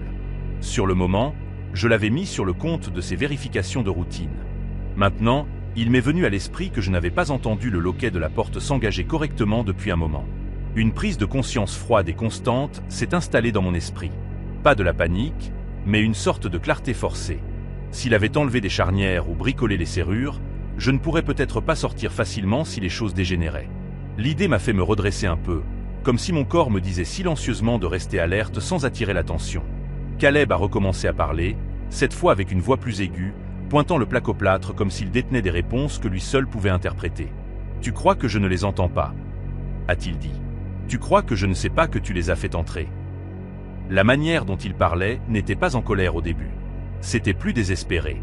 Le genre de ton que quelqu'un utilise quand il essaie de résoudre une énigme qui continue de changer autour de lui. Mais quand je lui ai dit que personne d'autre n'était là, que le couloir était vide, que les chambres étaient réservées mais silencieuses, son expression s'est durcie d'une manière qui a fait battre mon cœur. Il s'est penché plus près du mur, traçant une ligne le long de la jointure où deux panneaux se rencontraient, chuchotant quelque chose comme si quelqu'un derrière le plâtre chuchotait en retour. J'ai essayé de garder ma voix stable, suggérant peut-être que nous devrions aller dans la partie plus éclairée du hall pour qu'il puisse me montrer ce qu'il voulait dire. Mon but n'était pas de discuter ou de le corriger, juste de l'amener dans un espace où j'avais un peu plus de marge de manœuvre pour réagir. Au lieu de cela, il s'est déplacé dans l'autre direction. Il s'est accroupi près de la base de la porte du couloir menant à la buanderie, enfonçant ses doigts dans la poche de la charnière comme s'il vérifiait ses progrès. Quand il s'est relevé, le tournevis était complètement visible, et j'ai pu voir de légères marques d'éraflure sur le cadre métallique, comme s'il avait desserré le matériel pendant des heures. Il y avait des marques similaires sur au moins 3 autres portes à proximité, celles que j'avais supposées être dues à l'entretien de routine. J'ai soudainement pris conscience de chaque sortie dans le bâtiment et du nombre de façons dont elles pourraient ne plus se comporter comme des sorties. Il s'est redressé et m'a fait face à nouveau, sa posture tendue, sa respiration irrégulière. « Ils sont derrière toi en ce moment », a-t-il dit doucement, et la certitude dans son ton a serré ma poitrine d'une manière que je ne peux même pas décrire. Je ne me suis pas retourné. Je savais qu'il n'y avait personne. Au lieu de cela, j'ai gardé les mains visibles et ouvertes sur les côtés, reculant lentement vers le bureau de réception. Les lumières du couloir bourdonnaient au-dessus de nos têtes, clignotant de la manière dont elles le faisaient parfois quand le câblage agissait bizarrement. Mais à ce moment-là, chaque clignotement semblait intentionnel. L'attention de Caleb allait et venait entre moi et l'espace vide au-dessus de mon épaule. Et l'intensité dans ses yeux m'a fait comprendre que s'il croyait que j'étais partie prenante de ce qu'il pensait se passer, il n'hésiterait pas à agir en conséquence. Atteindre le hall m'a donné l'impression de traverser un air différent, même si rien n'avait réellement changé. La lumière du bureau de réception projetait une lueur plus large, et les fenêtres donnaient au moins une impression d'espace, même si l'autoroute dehors était vide. J'ai gardé ma voix calme, lui disant que nous pouvions appeler le gérant ensemble s'il pensait que quelqu'un rôdait. La suggestion l'a de nouveau mis en colère. Il a secoué la tête rapidement, marmonnant que l'appel les alerterait. Il a commencé à faire les 100 pas entre la station de café et l'entrée du couloir, serrant le tournevis d'une manière dont il ne se rendait probablement même pas compte. Pendant un moment, j'ai pensé que je devrais peut-être me précipiter vers la porte d'entrée. Mais le souvenir de ces cliquetis métalliques m'a arrêté. S'il avait vraiment bricolé les charnières, tirer sur la porte pourrait simplement le faire paniquer davantage. Et la panique n'était pas quelque chose que je pouvais me permettre de sa part. Au lieu de cela, j'ai demandé s'il voulait vérifier la salle des chaudières avec moi, prétendant avoir entendu quelque chose d'étrange plus tôt. Ce n'était pas un plan brillant, mais j'avais besoin qu'il s'éloigne de la sortie du hall. Ses pas se sont ralentis et il m'a regardé comme s'il essayait de décoder si je mentais. Le silence s'est étiré assez longtemps pour que le bourdonnement du distributeur automatique semble anormalement fort. Puis il a hoché la tête une seule fois et m'a dit que je devais marcher devant. Cette seule demande m'a glacé plus que tout le reste cette nuit-là. Je ne pouvais pas le mener plus profondément dans le bâtiment. Pas avec cet outil dans sa main et cette suspicion erratique traversant son visage. Alors, j'ai pointé le panneau d'alarme incendie sur le mur et j'ai menti, disant que la clé de la salle des chaudières n'était pas sur le trousseau. Elle avait été déplacée dans le coffre-fort du bureau. J'ai dit qu'il pouvait vérifier lui-même s'il ne me croyait pas. La porte du bureau était à côté du comptoir, et dès qu'il s'est tourné vers elle, son attention s'est concentrée sur le clavier comme s'il détenait la preuve finale dont il avait besoin. Il a fait un pas en avant, tapotant ses doigts le long du bord métallique, chuchotant à qui il pensait se tenir à côté de lui. J'ai saisi ce moment, juste quelques secondes où son dos s'orientait, et je me suis glissé vers la porte du hall. J'ai poussé la barre lentement, m'attendant à une résistance, mais elle a cédé avec un clic doux que je n'avais pas entendu depuis des jours. Peut-être qu'il n'avait pas encore touché à cette charnière. Peut-être que la chance avait enfin décidé de coopérer. Dans les deux cas, je me suis glissé, laissant la porte reposer contre son cadre sans la claquer. Je n'ai pas couru jusqu'à ce que j'atteigne l'extrémité éloignée du parking, où la lueur de l'enseigne éclairait le pavé comme un projecteur pâle. La police est arrivée plus vite que je ne l'avais prévu après que j'ai appelé depuis ma voiture, et ils ont géré les choses d'une manière qui m'a fait réaliser à quel point la situation avait été proche de dégénérer en quelque chose de pire. Ils ont trouvé plusieurs charnières de portes desserrées, une poignée de plaques de serrure enlevées, et 2 caméras débranchées soigneusement rangées dans un chariot qu'ils poussaient plus tôt. Caleb n'a pas résisté quand ils l'ont approché. Il a simplement continué à fixer les murs comme si quelqu'un allait en sortir. Je n'ai jamais eu d'explication claire sur ce qu'il croyait se passer, et peut-être qu'il ne l'a jamais eu lui-même.